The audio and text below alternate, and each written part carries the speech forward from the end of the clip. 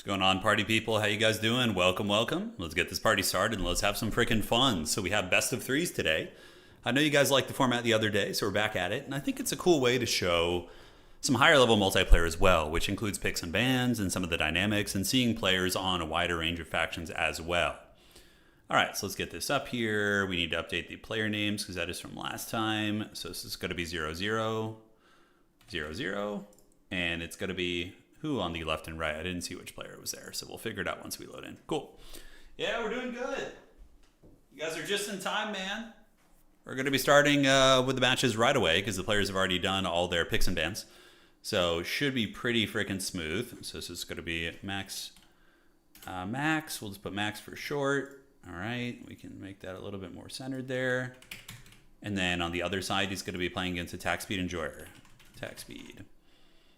All right, we'll do it a little bit shorter. Yeah, this is a good. They played last time. They did have their match last time. Attack Speed Enjoyer did win that series. It was a good series, but Max did end up dropping it. So looking for a little bit of revenge today against Attack Speed Enjoyer, and we'll see if he's going to be able to get it. All right, guys. Let's have some fun. Let's frickin' party. Welcome to the good times. All right, ladies and gentlemen, spawning in on the north side of the map on Black Ark, an OG map, it's going to be our High Elf champion who's going to be going for a Monster Mash build. We have two Rangers backed up by a double Shadow Walker for a little bit of poison, kind of long-range utility on those guys. They do poison damage, so yeah, they can slow things down. And then we do have a Spearman, a Sea Elemental, as well as a Merworm. So homie's going for like an old-school Warhammer 2 land battle-esque big monster blob with some spears underneath them. So very, very fun. I would imagine he's going to be calling in some sort of a life mage. Well, the Merworm auto-heals, and the Sea Elemental doesn't need a ton of healing. You know, it does have that ability that procs when it gets low, but even still probably will see a life mage. And he does have Naval Discipline, so all nearby units near this character are going to be getting leadership, melee defense, and charge defense versus large. Oh, he's even giving a speech and everything, man? Wow, what do we do to deserve this? All right, so on the other side of the battlefield, it is going to be the Lizardmen, led by Maximillionaire, and Max is going to be coming in with a more classical build. A whole bunch of skinks, skink skirmishers. Mazda Chungus is going to be on his giant lizard beast. It is going to be Zlak.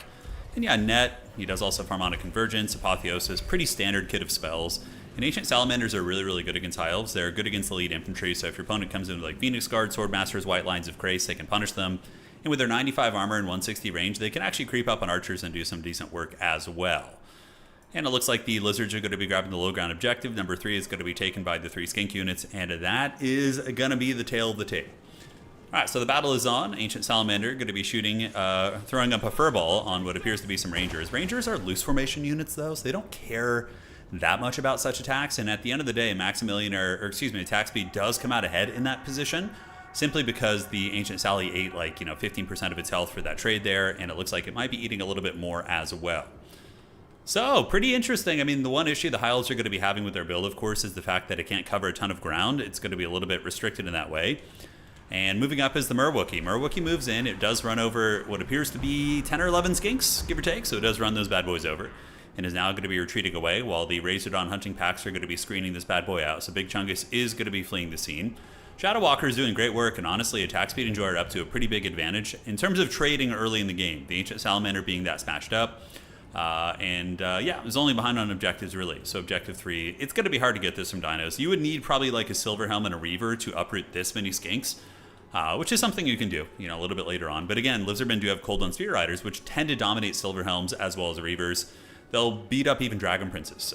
Dragon princes do not have a good trade versus them. I mean, in a head-on charge, a dragon prince versus a cold on spear rider would be a fireborn would win, but lesser ones, it's still not cost effective at all considering the price point of those guys. Everything's going good, man. Thank you for joining. How you doing, Nico? All right, let's get it. So the high elves look like they're going to be advancing, sending in the dreaded sea helm first, and he does have anti-large. I mean, certainly not going to win against Mazdamundi, though. Mazdamundi is an anti-infantry monster on the Stegodon beast, and it's just way more powerful. But he could hold his own and survive a while, and of course he does have the Merwookie as well. The Merworm is going to be there to help the homie out. And in case you guys didn't know, Attack Speed Enjoyer, one of our best high elf players out there. He's an incredibly good elf player, good at high elves and wood elves. I don't think he really plays dark elves. Dark elves are very, like, high elves and wood elves have some overlap in the way they play, I would say. But dark elves are kind of their own thing. I would say they have a pretty unique playstyle. Now, this is a good play by Max, using his skink skirmishers to ambush the rangers who have no missile mitigation whatsoever, with the exception of their Fizzres, but not going to be a happy trade for these rangers, although Max might micro blunder here. Looks like he does, sending some of the skink skirmishers into melee, but they will be able to get away most likely. But there are reavers called out of the vanguard point. On this map, you have some pretty aggressive vanguard points up here, and you can use them to jump on top of these type of units. All right, here comes the high elf push, and it looks like they're going to be doing a lane push. So there's a couple ways to go about it on this map. You can play, you know, hold this and then defend your home objective, or you can concentrate your entire army like Attack Speed Enjoyer is in this type of a situation, just forward push. So Colden Riders moving in, and they will trade very well into the Rangers as well as the Illyrian Reavers. Kind of a cool choice. I like that he went for the Cudgel version, which they're good enough against high elf cab, but much better against infantry. And the Sea Elemental going to be attacking Mazdamundi, while we do see the Merwookie trying to get a terror out over here on the skink cohorts. The Merwookie should for sure be chasing big targets, whether it be the Ancient Salamander or maybe helping against Mazdamundi. Right here, the Sea Elemental is having a pretty bad time, getting wrecked horribly by the Razordon hunting packs and the skinks. It's a very, very nice focus fire from Max. He's able to posture a couple units here, and here, and get that focus fire going downtown into the Sea Elemental, which is just getting bullied really bad. And Mazdamundi actually gets a net of Amatok. So as we did talk about, Attack Speed Enjoyer does have a life mage. It's going to be Earthblood, so he does pop Earthblood on this bad boy, trying to keep it alive, because it will have instability. It's the same as demonic instability, so it's pretty horrible. Flush the Stone activated, -6 leadership, and it looks like it's just barely going to be stabilizing in terms of leadership there. The Merwookie's having a better fight over here. It looks like Merwookie did break through the front line, and is now battling some of the Colden Riders, which is a good fight for it. It does have anti-large, although maybe trying to push somewhere else. Oh, look at this. So while we weren't looking, the Merwookie and the Sea Helm came back here, and they were actually able to take down the Ancient Salamander, which is a big, big play. Now, if the Sea Elemental can live, I mean, maybe we do start to see a situation where Attack Speed Enjoyer pulls ahead, having gotten a really, really good snipe right there. However, there's some good cab pressure coming in as the Colden Riders are diving on Shadow Walker. Shadow Warriors, or Walkers, are not a cheap unit. These guys are very expensive. Kind of a glass cannon of sorts, only 30 armor, good combat stats, but being run down by armored cab is not their idea of a good time. So losing that to like an 850 cav unit is pretty rough. On the backside, Dragon Prince is called in. Dragon Princes on the charge probably will beat the non-anti-large Colden Riders, and the Sea Elemental does end up getting bullied by Mazda Chungus, and it drops its payload here, which is the Oceanids on the ground, but a very, very big win here for Maximilianaire, as he does manage to take down the Sea Elemental, which is a crucial element to this high elf build. Dragon Prince is getting the charge, and it looks like the charge bonus wasn't in effect for Max's Colden Rider, so the Dragon Prince is going to fold these guys up like a piece of paper, and they're not the anti-large version. Meanwhile, on the other side, we do see Skinks running down Shadow Walkers. Another great play here for Maximilianaire. Having a cheap chaff unit targeting an expensive unit that does not want to be tied. It wants to be killing something that's expensive, not dealing with chaff units. However, they will win. They're pretty damn good at melee, 37, 45, and 34 with weapon strength, but overall, not an ideal situation right there. On the backside, we do see the Merwookie in a bit of a dangerous position now. The Merwookie is being unloaded on by the old Razordons. Razordons have good armor piercing as well, so they're going to be able to punch through the Merwookie's armor pretty effectively. The Merwookie does have access to shields. He's got like a mist aura around him that does give him missile res, but this is not good for him at all. And it does look like the Lizards are starting to pull ahead. Maximilianaire has a pretty considerable value lead. He has access to healing. He has the objective advantage. He's got objective 2. He's got objective 3. And the Merwookie, trying to go deep in the enemy backfield, does make some contact with the Razordons, but it's just going to get isolated and probably picked apart, unfortunately. Mazdamundi is also going to be a big late-game carry, and the High Elves are kind of running out of their late-game carries with the Sea Elemental gone. The Sea Helm character, the only reason you really bring a Sea Helm character is because he's dirt cheap, and it allows you to go wider. But yeah, the Merworm not having a good time back here, and Homie is going to be pushed to the Shadow Realm, and that's pretty much GG. There's no comeback. He lost the Sea Elemental. The value trading is not super close either, and yeah, he's just going to be chased off the battlefield there, and it's going to be ugly, ugly, ugly. Dragon Prince is getting an Earthblood. Another unit of Dragon Prince is coming in. I mean, look, Attack Speed Enjoyer is a good enough player that he could still maybe find a way to pull this game back, but I seriously doubt it. You know, if I was a wagering man. So Dragon Princes get an okay charge, run down a bunch of skinks, but Mazdamundi going to be responding with the Banishment. Itachutu Dragon Princes. And he does miss them. Good micro there from Attack Speed Enjoyer, able to get away. It looks like a net is activated right there. He's trying to net him down a little bit and allow his Colden Riders to get the pile in, which they do end up doing. Now, we do have a bit of a duel of fates here. It is going to be the Sea Helm of Doom, and he's got his Trident and his shield, and he's battling Mazdamundi. Mazdamundi does turn to face him, and it is going to be a very ugly fight for the Sea Helm. Yep, he's going to get knocked over. He's going to take a ton of anti-infantry damage when Mazdamundi gets going, and it's going to be tough. But yeah, these Razordons shooting the whole time pretty much shield the deal. Merworm's gone. Sea Elemental's gone. It's over. It's over. Hey, Punch, I'm glad you're enjoying it, man. Yes, we have another campaign coming up tomorrow, a new one. We actually have Borgio the Besieger campaign starting on the channel. All right, GG, well played. It's quite a bit of fun. Sea Helm didn't do so well, and yeah, he just invested in a lot of big monsters, and lizardmen are pretty good at killing that. With all their skinks and their javelins and their Razordons getting 1,000 value, yeah, it's just a lot to deal with. The Mazdamundi was good too. He had the nets to lock them down and trap the big monsters, and it did get the job done. So that's going to be game one, going to Maximillionaire, looking for revenge after losing the last time these guys met. But Max is back on the board, baby. He is. And let's see who's going to get this next one. All right, so they're going to change the map, and they just need to work on the builds. Cool. So now we just hang tight and enjoy each other's company, man. Yeah, so we had a vote on the channel about what you guys wanted to see for the next campaign. Borgio the Besieger did win, so we are going to be doing a Tilia campaign. And I recorded 3 episodes last night, so they're really good. I get owned pretty hard in one of them, actually, so you guys are in for a treat. But it is going to be a good time. Maximundi. Oh, is he Maximundi? Yeah, that's pretty good, Maximundi. All right, so do we have Empire versus Bretonnia here? We do, actually. So we have Empire versus Bretonnia in this matchup. The Brothers' War. It's like watching Iron Man and Captain America fight. You know, you don't want to see, you hate to see it, but it is part of the game, so you gotta deal with it sometimes. Dinosaurs are some of the coolest units in the game. Yeah, they're very, very cool. They're very cool indeed. All right, guys. Alberic coming in with the Grail Knight build, and he's going to be facing off against Franz, a Metalcaster, and a Life Wizard with Great Swords. Wow, interesting. And Great Swords in this matchup? I mean, maybe Max is on to something, man. Maybe he's just kind of armor checking. Davok, we were thinking about Thursday. If you're free Thursday afternoon, we could do probably Age of Wonders then. I was literally just talking to Pone about that before the stream. Selwyn says, should I text my ex tonight? I don't know, man. I don't have enough information to tell you what to do. Probably not. But, you know, yeah, I don't know. Like, I've heard of people breaking up and getting back together and it being, you know, good and working out. But, you know, I don't know. I don't have enough information, man. Have you seen the game called Heroes of Sun? No, I haven't seen that one, Terrence. I have not seen it. Yeah. The Borgio campaign has pretty much just been me fighting the Skaven nonstop. It's like I attack Icket Claw, and it's just been Mortal Kombat for like 3 hours. You know, that's pretty much it. All right, ladies and gentlemen, let's go ahead and break it down. So Alberic is really good because he gives anti-large to nearby homies, and he's going to be teaming up with the Grail Knights to make them even stronger and or giving other Bretonnian units anti-large. We got Grail Knights, Knights Errant, And yeah, suddenly, I mean, these freaking Knights Errant turn into anti-large. Like, you're basically turning them into budget Knights of the Realm, which is very, very good. Do I think Alberic is a little strong? Yeah, I don't know if I would say OP, but like he is a very good choice. Although, honestly, Fey Enchantress and Lewin are both good choices too. So, yeah. All right, guys. So we got Spearmen, Greatswords. I'm really curious about Greatswords. I mean, here's the thing. Greatswords do have good AP. So, like, in sustained combat, they can kind of fight Bretonnian Knights. It's not like a halberd unit in terms of its efficiency for its cost, but it's still an armored unit that can chew through all the Bretonnian infantry, so you don't have to worry about losing that aspect of the fight, and they do have a good armor piercing as well. Venom, someday we will. Someday we will. All right. So we got Plague of Rust, Searing Doom, and then a Regrowth Caster for Franz. You cannot really bring Franz without a Regrowth Caster.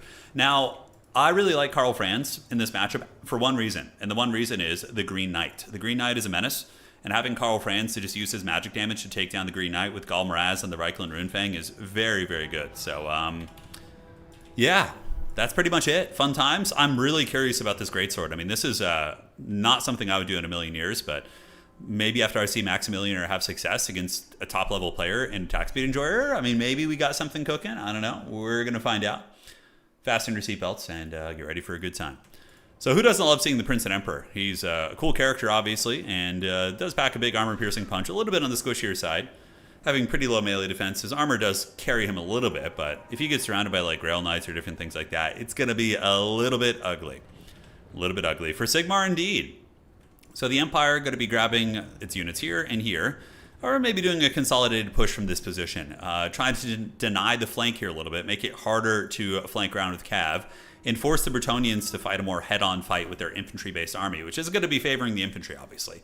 Now, Alberic is a pretty good duelist, 52-35 against 56-38. Franz with slightly better stats and items. In a straight duel with items, Franz would win. Without items, maybe it changes. Now, cannons, Bretonnians have always hated cannons. The Hammer of the Witches here, called in, getting some okay shots on the Knights Errant, but yeah, a great choice. Cannons are a menace. Just pull that cannon right here, get that beautiful line of sight, and guard it with a halberd unit, and you're just cooking, man. You're just cooking. All right, so everybody's going to be forming ranks right now. The Bretonnians sending their valiant peasant mobs. Here they come for the lady. And they're going to have their Grail Relic. So you have literally giant, I guess like, were they kind of Renaissance era? Not Renaissance, maybe like Renaissance. Yeah, I don't even know when. So there's probably some historical folks in chat who know history well. But like, when were the launch neck to the kind of mercenary floppy hat the kind of aesthetic, when was that like a thing? I know it was like around like what, like 16th century, 15th century, I don't know, it's like 15th, 16th century. You guys are gonna have to let me know. Anyways, guys, spears in the front, great swords in the back, and Alberic is actually running from Karl Franz right now. Franz is hot in the chase, and there are gonna be some late medieval, 14th, 15th century. Okay, I was close.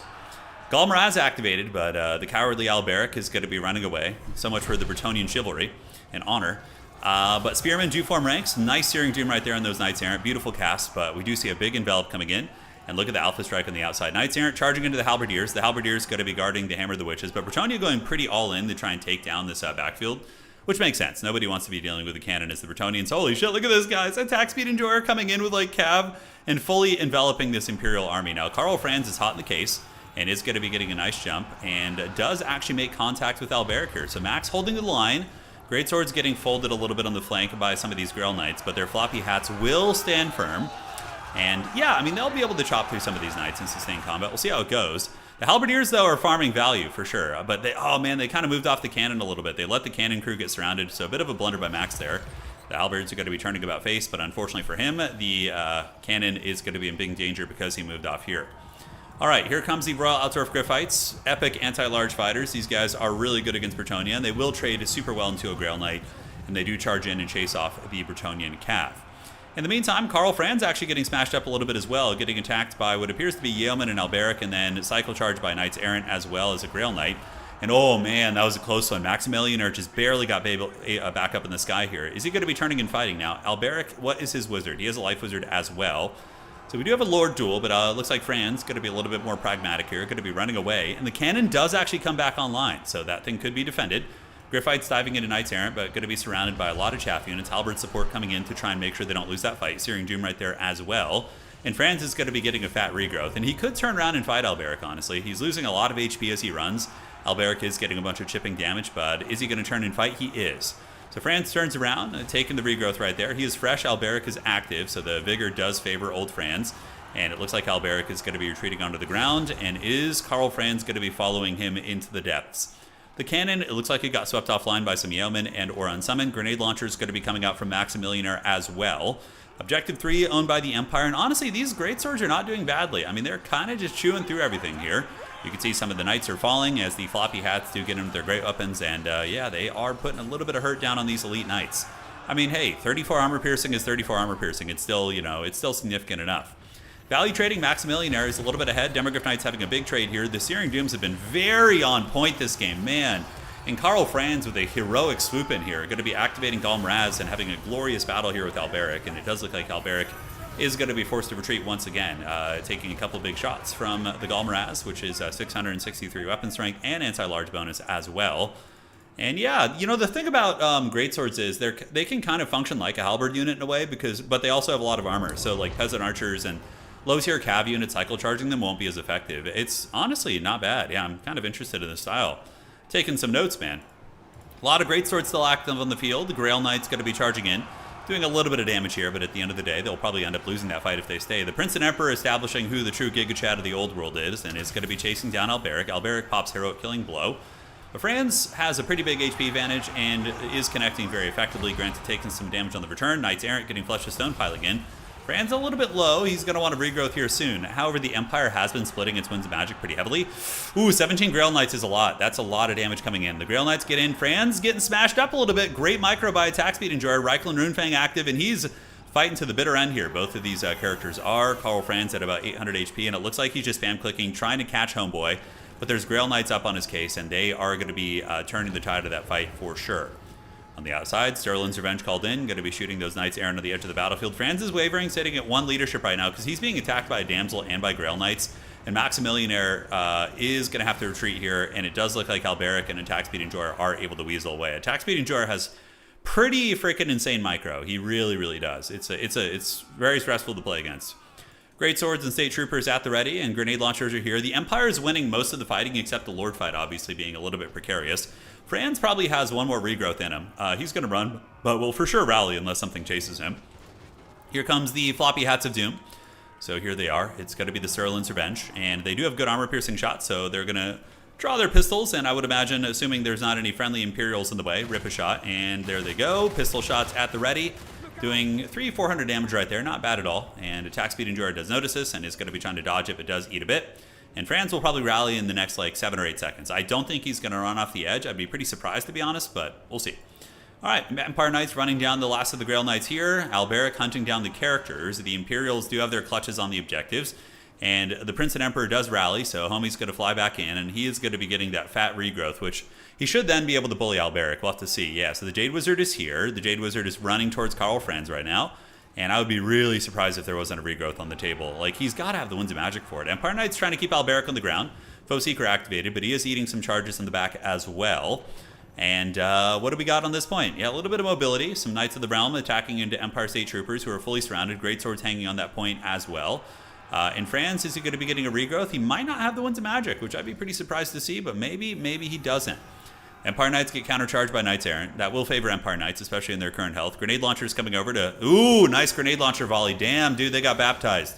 All right, so the freaking Knights of the Realm there got melted by that Grenade Launcher salvo. It's probably because they were just super bunched up. So that led to that particular situation. Now, Regrowth is so good because it also refreshes Vigor, so check this shit out. Karl Franz, having been fighting the entire time, is actually fresh right now, whereas Alberic is... Well, I think he's been getting healing too. Or does he have some sort of... Oh, Spirit of the Tempest. Does he have some sort of Vigor thing? He must have gotten a regrowth or something that I didn't notice. Otherwise, he wouldn't be fresh, but yeah. All right, so Franz is healed up, and he's back in the fight, man. He's going to be attacking the Damsel of Life, and the Damsel of Life does have Earthblood. He's got to have some other Vigor mechanic that I totally am spacing out on. Bordello gives Leadership. Spirit of the Tempest. Blessing of the Lady is Ward Save. I guess just Foe Seeker. Yeah, he's just been using Foe Seeker nonstop to get the Vigor replenishment. I mean, little abilities like that can make all the difference. All right, guys. Emperor Karl Franz with Reikland Runefang here. Going to be buffing up the Empire Knights, so they're at 48 melee attack. And it looks like Alberic thinking about coming in for the blow here, but probably second-guessing his decision. Man, Nax is so good with that Searing Doom spell. Now, Franz gets dishonorably attacked in the back here by Alberic, but is able to weasel away a little bit. And I would imagine he's going to be looking for some reinforcements, some Empire Knights or something. Oh, Franz kind of getting alpha struck here a little bit, though. Foe Seeker and Runefang active. He does turn, and he connects with Alberic. Alberic at -7. The Prince and Emperor trying to fight the Reikland Runefang, putting in work, and man, Franz is just clutching it here as he's getting massively overwhelmed, but he doesn't get the killing blow, and Alberic might be able to rally. Okay, that was a nice play, man. Attack Speed Enjoyer, I would say, has been losing overall in terms of the army fighting, but man, his Lord Micro, I think, has been a little bit better. Like, Attack Speed Enjoyer is so freaking good at microing his SEs and Lords. It's just, it's very impressive, man. Very, very impressive. All right, Yeomen and a lot of Knights coming in, but Spearmen and Empire Knights are going to be coming all day. Alberic does manage to rally here at 260 HP. We do have Earthbloods on the field, so he could be a factor. But the big thing is for Bretonnian leadership. The Bretonnian leadership is going to be on the table. But if you look at the Bretonnian army, it's so haggard. It's got a couple Knights Errant. There's a lot of Empire infantry. You could probably honestly send some Greatswords up to Objective 2 and just try and steal that one as well.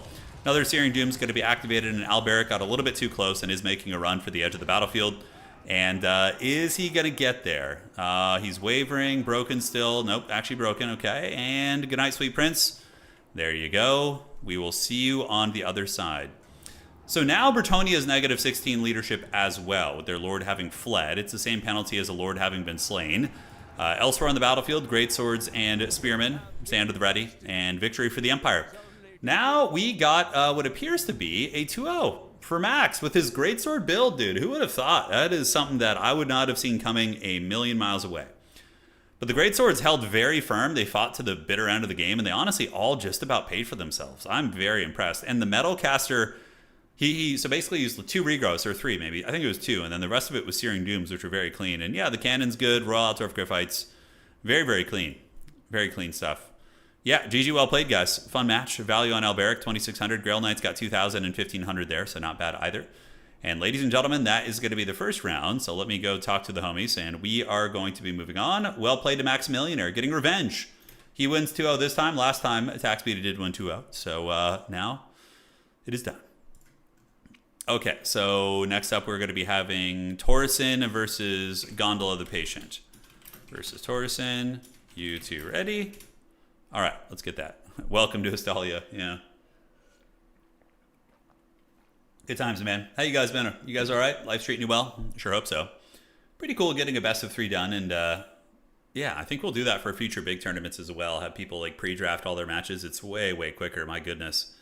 Granted, the players aren't taking as much time probably doing their builds right now simply because there's, there are some stakes, obviously, but not really many. It's just kind of a showcase practice tournament format.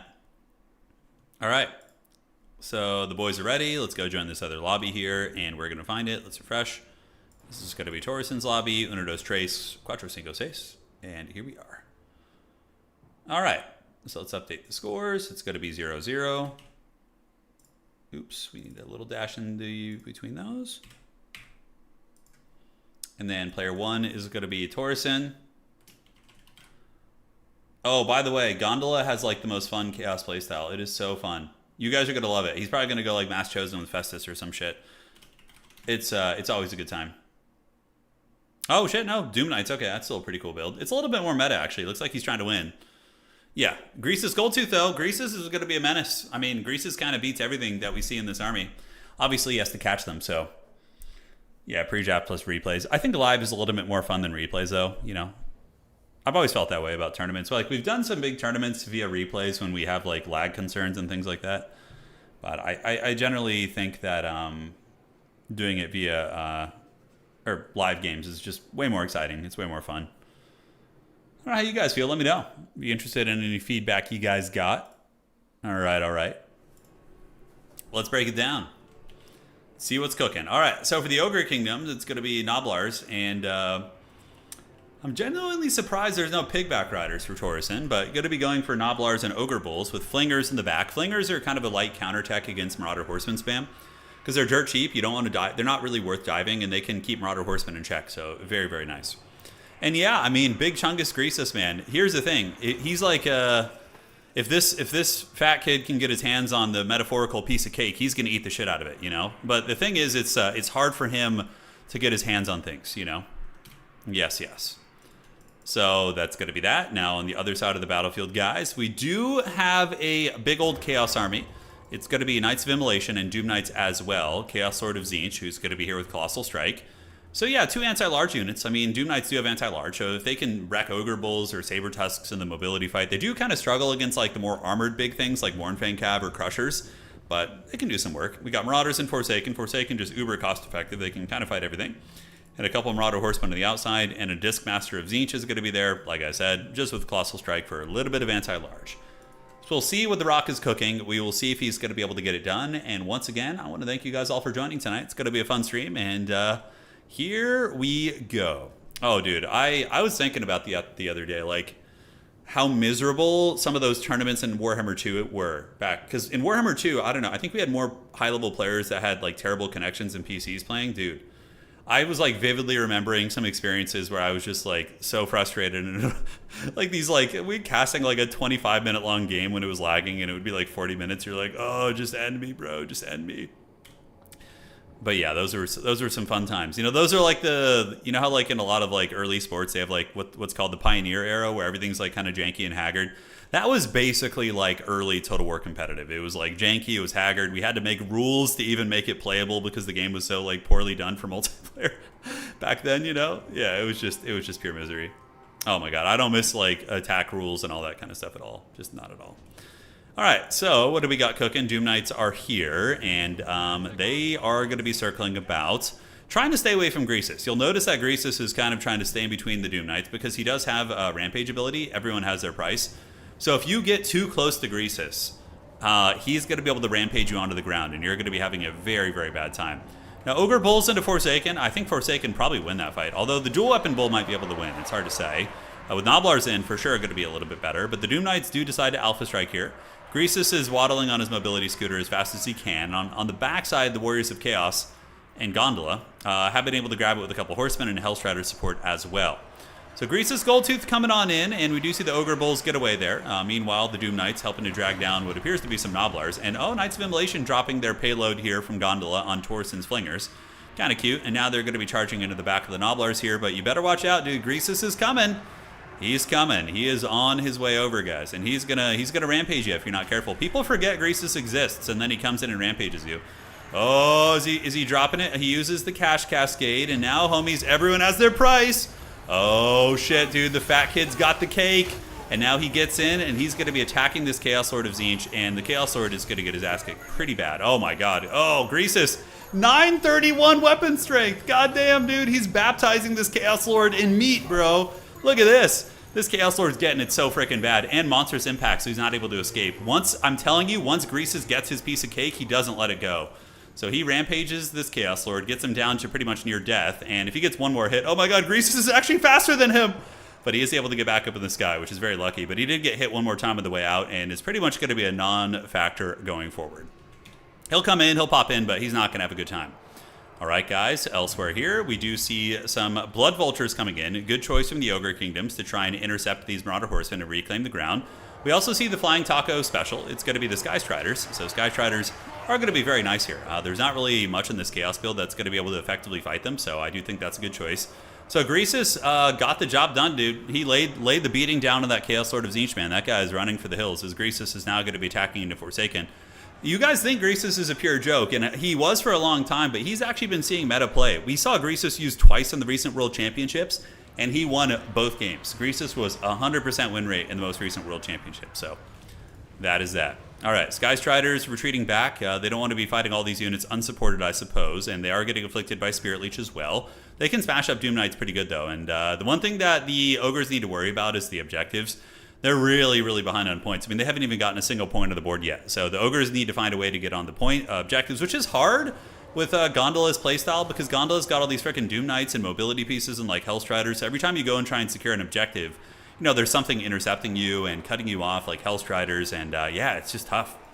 All right, Torsen getting in with the Sky Striders. They're going to be crushing these Forsaken out. Forsaken are very, very low on melee defense, and these Scab do a 51 melee attack and hit incredibly hard. So they are going to get it done there, as the Saber Tusk's trying to shoot through the infantry. And Greasus is just kind of looking for a home, really. And this is the thing, if you avoid Greasus, you know, he's going to struggle a little bit, right? On the outside, Colin is going to be some Warhounds, some Forsaken, and these two Noblars are going to get pushed off most likely. So good objective play by Gondola, making sure he's not going to be losing that point right there. And yeah, Greasus able to at least get into a melee fight. But what are the Ogres going to do on the objectives? Coming up is the Butcher of the Great Maw. I guess healing on the Sky Striders is going to be really good.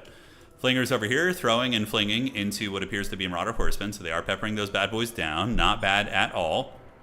And the back gambit here from the Ogres, sending a couple of scrappy units over there, is going to be shut down.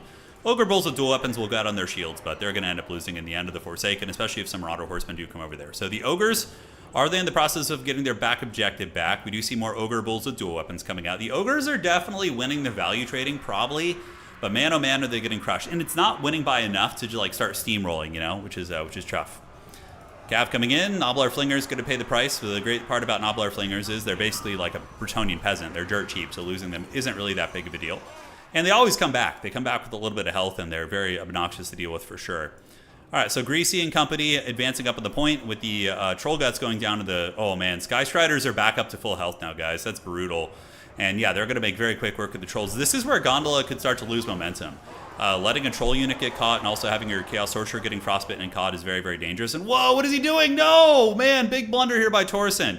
He had those Trolls dead to rights. I think he just stay there. I mean, he's going to go back here, but what's going to happen? He's just going to get kited. He's going to go back here, and his opponent's just going to run away. Whereas here, he had like a guaranteed kill on those armored trolls, which are, you know, a 900 gold unit.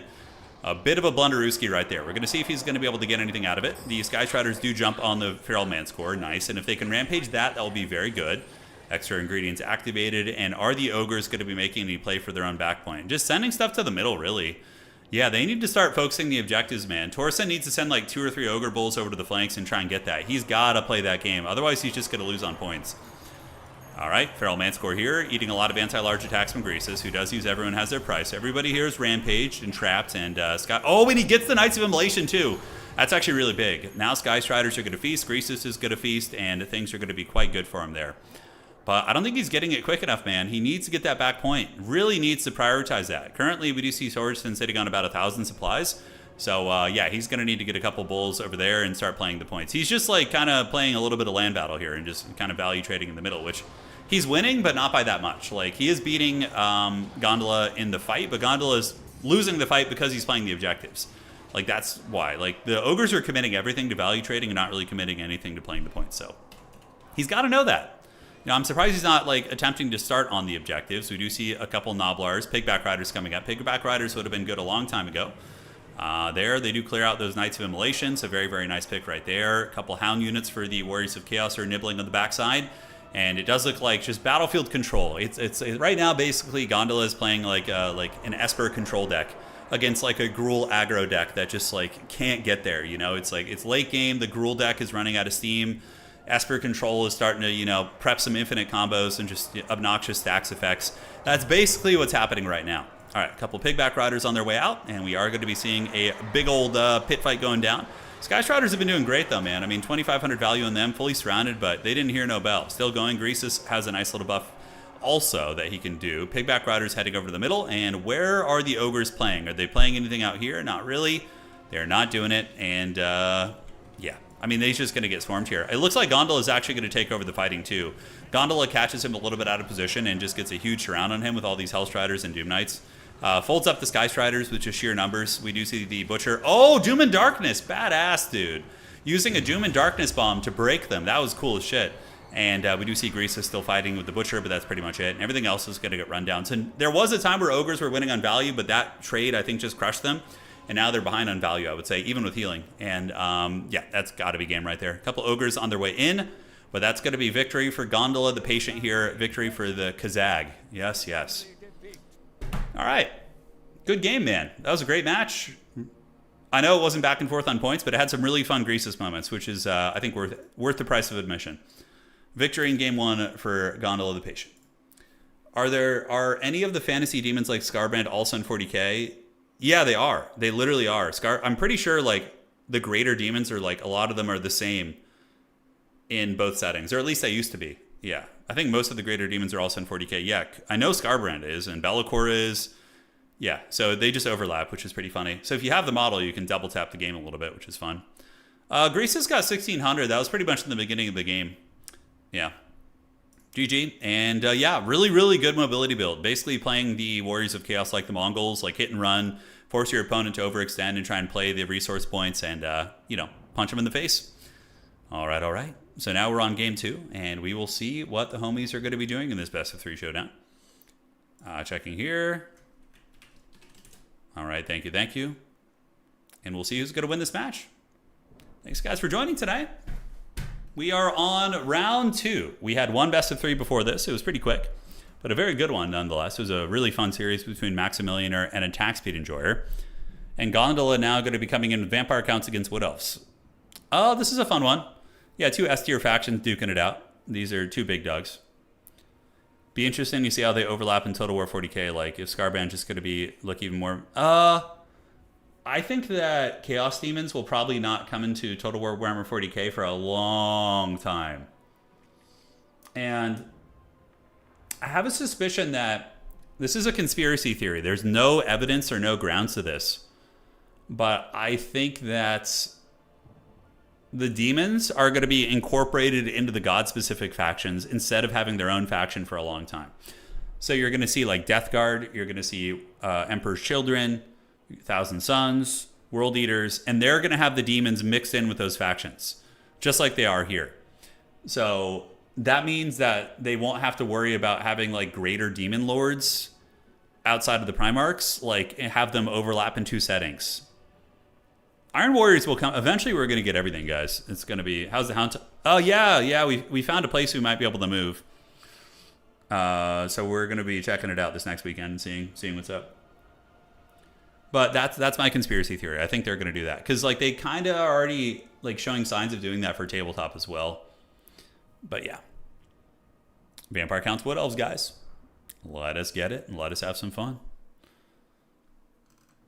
Yeah, Iron Warriors are about to get like a big launch. I think that'll be the next army I do in tabletop. I really, really like Iron Warriors. So, yeah, once they get their own custom models and everything, I'd probably dive in and do some Iron Warriors because they're so easy to paint too. Iron Warriors are just a meme to paint. You just like spray paint silver, put some Nuln on them, and do a little bit of dry brushing, and you're like mostly done. Yeah, the internet connection's good. Panic check. Yeah, it's the place we're looking to move is like 3 blocks from where I live now, so it's very, very straightforward. Hopefully someone makes a dead emperor on a throne ramming units mod. That'd be so good. Where does everybody in chat keep their models? I have like a display case. Yeah, that's in the garage. Yeah, but my wife and I we use the garage as like a hangout. It's like a husband-wife cave. She does her art in there. I paint my minis. We just like watch like haggard TV shows at night. That's pretty much every night. Yeah. All right. So vampire counts are ready. Obviously, Wood Elves have some good tools here. I mean, they got a lot of magic damage, a lot of good sniping. Vampire counts will usually just target objectives. Northskin Rise is a shooting map as well. Very wholesome. Oh yeah, for sure. For sure. No, the Iron Warriors look cool, man. And Perdurabo, I'm sure will be a fun model as well when he eventually comes out, just like a giant obliterator. God, 40K is so expensive to get into, though. It's rough. It is. I know. I do live the dream, yeah. Anna's amazing. She's out there right now doing some art. Vampire counts. We can peek at the builds. These guys are homies, so we could look. So, basically, vampires are going to go for, whoa, Gondola with a mass cav build. Holy shit. And Torsen with a tree build. All right, then. Look at this. So, we got Race of the Frozen Heart galore. Firebark Elders, and some Zotes. Wowza, holy shit, that is an army and a half versus a whole bunch of Black Knights, okay? The trees are here. I wonder if he's going to get a tree man. That would be the truly Chad play. How much does he cost? He's 1,500. That's pretty cheap. Yeah, throw a tree man in there. So, you know, got 1675 left. Just throw a tree man in there and call it a freaking day, you know? Yeah, so we're going to have another Age of Wonders FFA on Thursday. Is the plan. I think Thursday is what we're looking at right now. It'll be better with 4 people because what ends up happening in a 3-player FFA, like you guys saw happen last time, is, you know, one person is going to get 2v1 usually. And if there's 4 people, you can still 2v1 or 3v1 somebody, but there's more room for politics where you can kind of like, you can bully that person, but then you can like vassalize them or like work like other backstabbing angles. I think it's a little bit better, you know? All right. Yeah, man, 40. I know. That's why I like Trench Crusade is my favorite game right now. It's so easy to get into. It's cheap. It's an extremely fun game system. I love it, man. I really, really like the Trench Crusade game. All right. Warriors of Chaos players. Yeah, we just had one. Oh, you literally just missed it, Anu. We just had a Warriors of Chaos game. If you rewind back like 2 minutes, you're going to see it.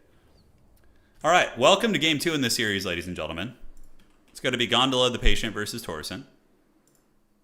Sweaty duel indeed. Currently, Gondola is up 1-0. Torsen is on the ropes. We will see if he can pull his way back here. Should be a good time. And so it begins. Yeah, I really do want to record some Trench Crusade battle reports or something. I don't know. I'll have to see if we can do it. It'll be haggard, but no, Bar will come back though. It will. Yeah, I'm just doing a few other things right now. I've been on a big campaign kick for Total War Warhammer, so yeah. All right, guys. Here it is, spawning in on the south side of the map. It's going to be the Wood Elves, Torsen, who is down a game in the series. So Homie definitely needs to win this one. He's got what appears to be 5 of those bad boys. A Waystalker as well with Arrows of Kurnus. Treekin. Treekin are interesting. They're like a roadblock unit. They can stand and go, fisticuffs. They do magic damage as well. Really, really tough to move. But yeah, this is super fun. It's not a meta build at all. Dryka is going to be there with Pit of Shades, and that is that. Now for the army of Count Chocula, Gondola uses a little bit of off meta here. It's going to be zombies maxed out. Heinrich Kemmler is going to be leading a Legion of the Dead. So he does have a massive, massive horde of those freaking Black Knights, I think, with some lances as well. Yeah, he's got 2 lances over here and a black coach. So all mass mobility vampire counts, guys. Give it to me, Precious. Let's have some fun and do it to it. Boone, Iron Sultanate is fun. They're getting a rework soon, actually, in Trench Crusade. They're considered to be kind of weak, but they're getting a rework. So it's a good time to invest in them because, yeah, and honestly, a full Iron Sultanate army is going to cost you like $60. It's nothing. Yeah, it's very cheap. Stream super quiet for anybody else. It shouldn't be. I don't know why it would be quiet. Yeah, let me know how the volume sounds, guys. Let me know how the volume sounds. All right, guys. The battle is on. The vampires with their mobility are going to be advancing up and grabbing all the objectives here. And I'm curious to see how these Black Knights are going to hang in there. Arrow of Kurnus on Heinrich Kemmler is going to cheese down about 25% of his HP. And not bad. Not bad at all. Homie's going to be able to heal that up relatively easy, but still not bad. All right, guys. Black Knights, and Black Knights waiting in the wings. Treekin and War Dancers with Azurai Spears. Talk about a good tech right here. These Azurai Spears are going to be excellent against the Knights, but he is going to be eating a big charge in the front as the Black Knights do get a big thunderous charge, and the Treekin were out of position there. So Gondola going to be pulling a bit of value. Not bad at all as the Dryads do start to get mulched up. Charge bonus, Black Knights, only 34, but they're more of a sustained fighter unit. But yeah, they can annihilate Dryads. Dryads have really, really pitiful armor piercing, so homies are not going to be able to do very well. Now, the rest of the Count Chocula army is on the high ground and is most likely going to wheel down and try and contest the middle objective. But yeah, I mean, Firebark Elders and Treekin in general won't do much damage. I like this. Heinrich Kemmler with his Chaos Tomb Blade. It does resurrect nearby allies and also heal them and gives melee attack. It's an incredibly good item, but he wipes a Dryad unit. Dryads aren't cheap, man. They are not cheap. And now we're maybe going to see an Alpha Strike here. We see 2 Cav units coming in. Although, Cav fighting in the woods is also bad.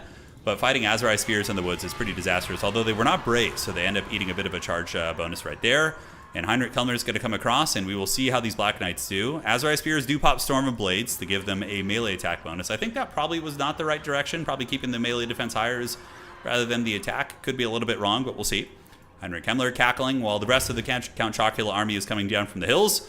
Those Azurai Spears are going to be paying huge dividends, although they are taking big casualties. Pit of Shades? Is that really a Pit of Shades? Ooh-wee, that's not going to be worth it. That is a janky Pit of Shades. Just hitting a couple zombies, that was a big misplay. I mean, you literally hit 2 zombies. If you wipe both these units out, you get 200 gold for that Pit of Shades. Definitely not worth it. You want to use the Pit of Shades on like Black Knights or other mobility pieces, different things like that, right? All right, folks, Black Knights are now swarming, like I said, and this is the advantage of the mobility build, right? The Wood Elves have a handful of units here, but we do see a big old mobile core coming over. So the Wood Elves are going to be minus like 2,000 gold, whereas the Vampires will have everything fighting here because of mobility. Although Heinrich Kemmler getting smashed up by something. I think the Legolas is shooting him. The Waystalker back there. The Waystalker a little bit surrounded by Black Knights, but even still. Did get a lot of damage on Heinrich. Heinrich's going to need to use an Invo on himself to keep him from going in the trash cans right there. And, oh, that's right. Black Knights have Strider. They do, don't they? So they can fight in the trees. Is that true? Oh, shit, they do have Strider. Damn, dude, that's sick. Okay, I totally forgot about that. Awesome. Thank you for reminding me, man. Yeah, thank you. All right. High ground. It's going to be Wildwood Rangers heading up to try and contest that point. The Vampires getting a little bit of decent charging back here, although Zotes are going to be a problem. Is he going to volume fire the Zotes down? The Zotes do get Flesh to Stone for 60% Fizz Res, but they are being attacked by what appears to be 2 Black Knights. Will 2 Black Knights take down a Zote? He might be able to just volume fire those guys down. We're going to see. Count Chocula holding on to the objective. Crypt Ghouls and Crypt Ghouls coming in, so Gondola is starting to bring in some of the more normal units. We actually see some Treekin getting overwhelmed by, oh, Blood Knights, baby. Look at that. Yes, the Knights of Red Keep are coming. Cinematic, slow-motion slideshow shot. They're so freaking cool looking. All right, so there they go. The reason I think I didn't notice they had Strider is because it's not in their tooltip. It just says, like, Armored Anti-Infantry, but if you go down here, yeah, they absolutely have Strider, so they ignore terrain penalties. But yeah, the Zotes are going to get rolled up by these Blood Knights with Black Knight support. And I actually think that Gondola is kind of making this build work. He's picking off a lot of high-value assets for the Wood Elves. He's picked off multiple Treekin. He is... Ooh, Heinrich Kemmler, got to be careful. Looks like it hit a tree. Very lucky that time. But ghouls are also going to be effective at grinding here. Dryka is surrounded and being circle beaten by the Black Knights with their anti-infantry bonus. And now the Blood Knight is probably going to be able to rampage pretty hard. On the backside, we do see some deep put scouts with Swift Shiver Shards being called in, but Swift Shiver Shards. Try saying that 10 times fast. They do not do a lot of damage against armor. When you look at the damage values on these units, very, very little of that is armor piercing. So there is that. All right, more Black Knight cycle charge again. There is also a Black Coach in the mix. Looking at the Elven army, it's looking very anemic on the battlefield here. That is a better Pit of Shades. That Pit of Shades is going to be hitting a Crypt Ghoul and then also hitting some supporting chaff units and doing some considerable damage. So that one is a little bit of a better call for Dryka. But guys, what do the Wood Elves have left? I mean, not a whole lot on the field, and we do see a lot of vampires up on the high ground. It is going to be Wildwood Rangers, which are a great weapon unit, anti-infantry. Crypt Ghouls would lose 1-to-1, but 2 Crypt Ghouls would probably beat them. If you attack one and then flank around the back with the other one, or even on the side, the Crypt Ghouls would be able to edge that one out. But yeah, it's tricky. So what do we got on the back? Black Knights fighting. We're not seeing Wild Hunters of Kurnus yet. Zotes are back in action, but the Black Knights and zombies should be able to simply overwhelm them. Deepwood Scouts being protected by Firebark Elders, and where do the Blood Knights go? Looks like more Black Knights, and the Black Coach of Doom is still going. Almost fully charged, by the way. So this thing freaking has Vigor of Punishment, damage buff, and also does have ward save. So that Black Coach, the longer it fights, the better it is. So here comes the Black Knights. The Firebark Elders are going to be reforming the ranks, and maybe the Black Knights will just charge them to allow the Black Coach to get by, but it looks like they're just going to try and force path past them and get that going. Current objective situation. Vampires are holding on to objective number 1. Number 2 is held by the Wood Elves, and number 3 is held by the Hardwood as well. So maybe I was kind of misreading the situation a little bit. I mean, the Wood Elves, I suppose, are a little bit more spread out, whereas the Vampires have a lot of stuff over in this particular area here. So Blood Knight's going to be isolating Firebark Elders, and even though they don't have the best AP, they still hit incredibly hard. 22 bonus versus large is really insane, and they will be able to chew down Firebark Elders. It'll take a hot moment, but they will get there eventually, and we will see what the Rock is cooking. Black Coach, nice little tech against the Dryads, actually. Magic damage and fire damage are basically the 2 counters against Dryads, since Dryads do have Fizz Res and are weak to fire, so I think that's pretty badass. Blood Knights pulling back, wanting to refresh their charge bonus, but more importantly, get away from Dryka. Count Chocula and the Vampires holding down this side. The Crypt Ghoul is able to win it out. Here we got Black Knights finishing off the race of the Frozen Heart, and the Vampires look like they're going to be taking control over Objective 2 right now, as some Crypt Ghouls do make their way over. Blood Knights with Lances lurking and preparing to charge again. If they can get a charge into the Crypt Ghouls, with the Crypt Ghouls into the Zotes, that would be pretty freaking massive, although the Firebark Elders are coming in. Fighting near Dryka is always a bit rough. She gives a pretty nice little buff to all nearby allies, especially when she takes more and more damage. Right now, it's still decent. 5 melee attack, you know, a little bit of armor-piercing damage and base damage, so not something to sneeze at. But the Crypt Ghouls are getting it. Blood Knights and Black Coach thinking about moving in there. Ghouls are nibbling away in the flanks, and more Ghouls attacking into Zotes. Zotes are pretty trash at killing infantry. They have very low melee attack, so not what they want to be doing. But the Vampires do have control over Objective 1 and 2. High ground objective held by those Wildwood Rangers. Nothing really wants to go up there and fight them. And are we going to be seeing a Royal Rumble here? We do see the Black Coach getting some very effective cycle charging. The Blood Knights did charge into the side of the Firebark Elders. Firebark Elders are so tough to remove, though. 57 melee defense, Fizz Res, Missile Res, Fire Res, you know, a menace against the dreaded Chorfs. The Black Coach getting an invo. Heinrich Kemmler coming in with his Tomb Blade. He's got to be careful, though. He's playing a bit of a dangerous game. As another Blood Knights coming out. And 2 Blood Knights might be a little much to handle for the Wood Elves, I think, with their current layout. I mean, they have a lot of infantry coming in, like Dryads and Blade Singers now. Blade Singers will get cycle charged to death by Blood Knights for sure. Blood Knights are kind of like one of those units that is good against infantry on the charge and also really good against big stuff, obviously being their main focus point. But they can do well against a multitude of targets if you have good micro, that is. All right, so the Blood Knight's going to take the fight, moving into the Firebark Elders and getting a nice shock charge, immediately doing about 600-700 HP of damage. And the charge bonus will remain for a moment. 79, I think, is the charge bonus on them. Yeah, very, very good right there. Elsewhere on the battlefield, Objective 1, owned by Count Chocula. Objective 2, owned by them as well. Gondola is also up on points, 737. And it looks like the Black Coach is coming up here. This is a brilliant play. Yeah, really, really nice. So detaching the Black Coach from that fight over there, using it to run over the Wildwood Rangers, and then charging with 2 Hound units to Alpha Strike them is really good. I love that play.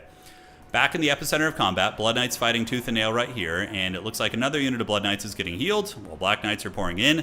Dryka trying to form a Death Star with her 2 Zotes, but Torsen does feel like he's on the back foot here in this game, as the Vampires seem to have a little bit more control over the situation. So here comes the Black Coach, and you're going to see some okay damage come in. Oh, actually, that was pretty damn good. That was a lot of damage. And here comes the two doggies. Now, Wildwood Rangers normally annihilate hound units, but with the Black Coach nearby, they're going to get chewed up pretty good. They only have 40 armor, so yeah, just numbers are numbers. And we've seen people like Anticity do this in high-level tournaments using like 5 hound units to just like take down one unit. And they do kill shit really quick. Like, Wolf Rats can also do it. You can do some fun builds with Wolf Rats with that too, using the Lore of Ruin. But yeah, look how well the Wildwood Rangers are fighting. I mean, the Direwolves are still getting chewed up, and we're going to see if they're going to end up getting broken. They should. Their leadership's running a little bit dry. Glade Riders coming in. Fellbats also on the reserve. Should be pretty okay at tar pitting some units.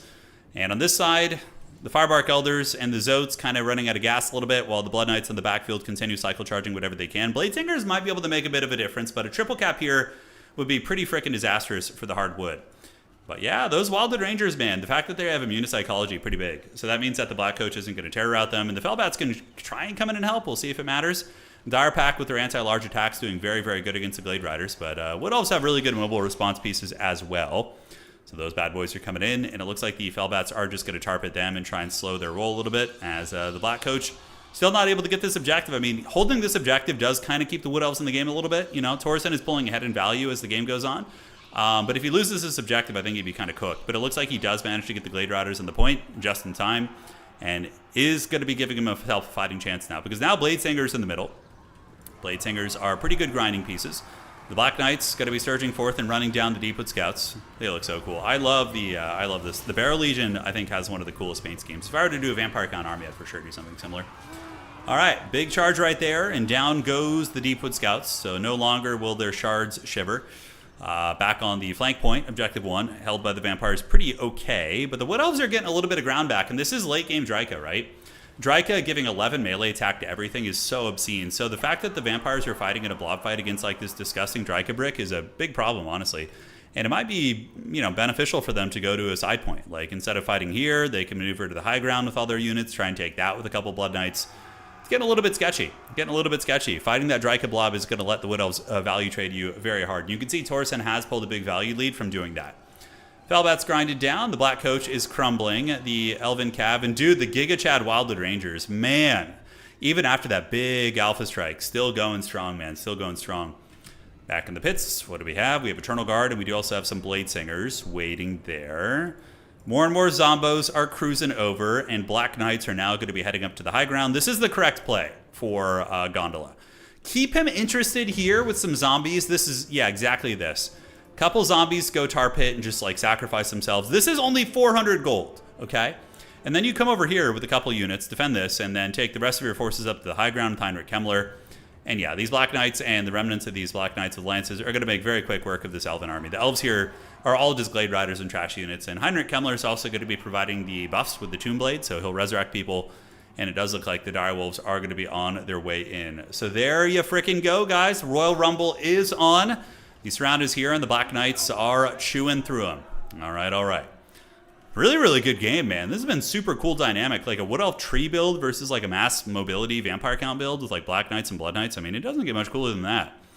But the Wood Elves are probably going to run out of agency on the battlefield to get ground. We do have 2 Dryads here, but they're going to get wrecked by the Cav units. And it's getting very close for Gondola to just win on 1 point. So the hardwood on objective 3 gets obliterated by the mobility of the Vampires.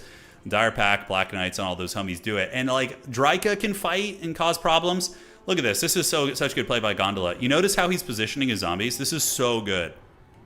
He's putting them between the 2 points so that when the Wood Elves want to rotate, they have to get through the zombies first or go around them. That's a really, really, really good play right there, man. It's brilliant.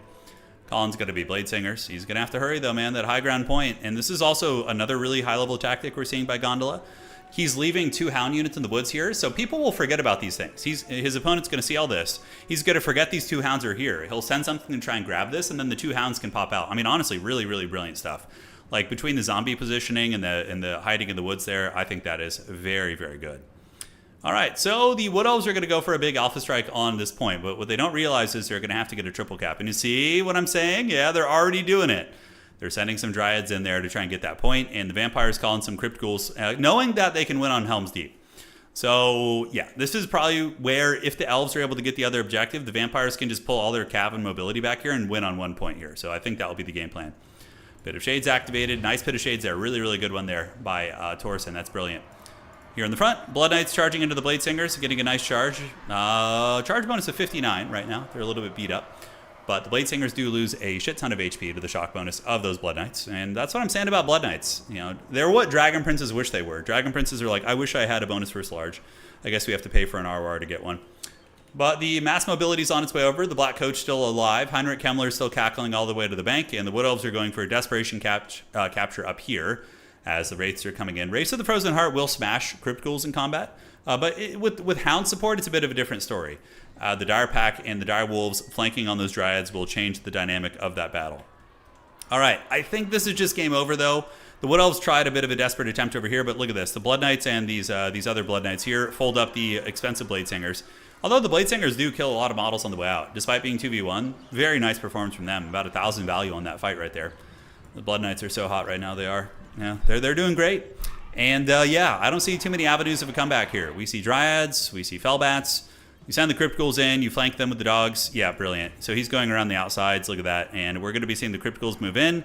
And there's no way he's going to be able to get that point. As it currently stands, he's still bleeding 2 points. And there's no writing on the wall of Torsen even being remotely close to getting this point. And the zombie blockade in the middle, how good is that, guys? Brilliant. The Caravan of the Blue Roses gets it done. And Gondola wins the series 2-0. Great series, though. Really good games, man. I loved both those players' gameplay of that game. I thought it was really fun, man. Really good Cav micro from Gondola as well. Value on the Cav, 1,500, 900. Okay, let's look at the Black Knights. Let's look at Paul Allen's card. 2,900 and 1,300 here. And aside from that, yeah, decent little run. Dismounted Blood Knights would be cool. Yeah. Heck, Blood Knights get bonus first large and bonus first infantry, depending on which one you want. I know, they should do that for Dragon Princes. They really should. Okay, so let's go to... Although High Elves are in a pretty good spot right now. They are. So we're going into our next series, guys. Congrats to the boys. Well played to Gondola, getting the dub. And we are on Hobo Honkers versus Death by Ricochet right now. Warriors of Chaos versus Tzeentch in Game 1. Interesting, interesting. Okay, let me change the players' names. This is going to be Ricochet. And then we are going to have Hobo. We can just, let's do Honkers. He can be Honkers for now. It fits a little bit better up there anyways. All right, so that is a build I absolutely love from the Warriors of Chaos. Coming in from Ricochet. Festus, Chosen of Khorne with a Slaughter Guard. Dude, I mean, come on. It doesn't get too much more erect than that, you know? It doesn't. That's what it's all about, man. That's what it's all about right there. That's some good H2O right there, man. Alrighty, so Borderlow Landing is going to be the map. Both players do have a home objective that they can kind of chill on if they want to. No, Dragon Princes are good. They don't perform badly. Yeah, I'm not saying they need buffs. It's just kind of thematically a little bit sad that they just get wrecked by a lot of those other elite cav. We need more Age of Wonders FFA. We got one coming on Thursday, man. And also, we'll be doing, as soon as we can, we'll be doing some Heroes of Might and Magic. That is going to be very, very fun indeed. Bretonnian Foot Knights. I mean, isn't that kind of what Foot Squires are? Sort of. I mean, I guess you could have like more elite Foot Squires. It'd be a little bit redundant, right? Like dismounted Bretonnian Knights at like 1,000 gold or something. Yeah. Anna's practicing for it. She's been Anna's gonna be playing a vampire in our FFA, like a vampire lord. I'm not sure what I'm gonna be playing. I'm trying to scheme it up, but all right, guys. So the army here for Death by Ricochet. It's going to be a couple horsemen and Vanguard and double Chosen. Oh my God, he's playing land battle, guys. We have Chosen of Khorne, Slaughter Guard, and Chosen of Khorne with the big uncle himself. It's going to be Festus, his triple chin. Oh, dude, look at that. I have seen people at local game stores with this exact physique. Like that profile you see right now, including the chin, kind of the hunch neck there. I have seen that. I have. All right. No, Dave, she's going to be playing Age of Wonders with us. Yes, Panic Check, you will. You will. All right, aside from that, let's look at the Tzeentchian army of Hobo Honkers. He's got a battle line of Pinks. Pinks are okay in this matchup. They can kind of counterfire the Marauder Horsemen and provide a little bit of utility there. Blues in the front, and it is going to be Sea Lord Iceland? Oh, no. This is going to be a disaster. I don't think this is going to work at all. I mean, Sea Lord is not like a great lord to begin with, and yeah. I mean, he's going to give the Pinks a range bonus for like a short period of time, but I don't know if it's going to be that effective, man. I don't know if it is. So Chaos Warriors of Tzeentch got to be heading across. In the meantime, the Warriors of Chaos got to be trying to steal this point with some Warhounds. Sea Lord, is it Ashland, Iceland? I don't know how to say that. Yeah. Well, ladies and gentlemen, this is going to be tough. Exalted Flamers are amazing in this matchup. I like them a lot, and they're going to be really good against the elite infantry. I didn't see them in the woods. So we do have the Exalted Flamers, so they are going to be getting the range increase. So he's going to transform into Sea Lord. He's going to give a range increase to these guys and to the Exalted Flamer and try and cook like FATES or something else. And then we have a Cultist of Tzeentch for the Kindle Flame. Oh, it's a Kindle Flame synergy. Oh, dude. So he's going to trigger Kindle Flame synergy, giving all these guys a damage buff. And then also the Exalted Flamer is going to get a damage buff. And that is how that's going to be going with Master of the Mist. Okay, I get it. I get it. So the only thing Sea Lord has is his rallying ability, which is probably not bad for demons. And then he does also have the Master of the Mist, which gives range and damage to his units. That is really funny. And his opponent isn't going to see this coming either. But he needs to like lure his opponent in till he can see the white of his eyes, you know. On this side, the Warriors of Chaos did take it. Obuhonker is going to get there with his Chaos Warriors, and Tzeentch will be able to reclaim this objective. These guys should have been chasing them off, though. It would have been a much faster reclaim, that is for sure. And back in the woods, Sea Lord Iceland is going to be coming out, and he's going to pop it like it's hot. So here it comes. Oh, the Master of the Mist! Look at that! The Exalted Flamer. I mean, it's a gimmick for sure, but it's a fun one. And he does get a decent little volley there and melt some of the horsemen, but nothing too crazy. And yeah, their range right now is going to be, what, 195? It's cute, but it's like he shouldn't have done it like that. He should have gotten close to the melee army and lit up these Slaughter Guard and these Chosen. Like, that is what it should have been. It's only another 10 seconds. He's going to be advancing up with those pieces there. But yeah, he blew his load a little bit too early. And look, we've all been there, all right? We've all done this, you know? But he got a little excited and did it a little bit quick. But Sea Lord is going to be able to pop that again in a second as the blues, the pinks advance up. And they did get a little bit of, tickling on the Marauder Horsemasters, but like your whole army to get a little bit of value on those Marauder Horsemasters, certainly not worth it. All right.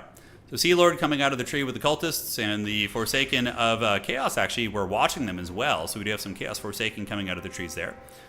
And on this side, the Centaurs of Tzeentch should wheel around and deal with those Forsaken. And it looks like Tzeentch and Forsaken are coming up as well. He does have one more charge of that ability, so he's going to be able to do something. Exalted Flamer, oh, that's a good shot right there. Nice. Able to really cook a lot of the Horsemasters, while the Blues are going to trade with them at range pretty effectively. Yeah, got to be careful with these Horsemasters. He's playing a dangerous game. Horsemasters are not cheap units. They're pretty expensive. I think they're like 700 something, give or take. All right, so Sea Lord is going to attack into the Forsaken here. He should. With the Cultist. And where are the Centaurs of Tzeentch? A little bit of a lapse in micro here by Hobohonkers. There he goes. Yeah, got to get those guys over there and farm them.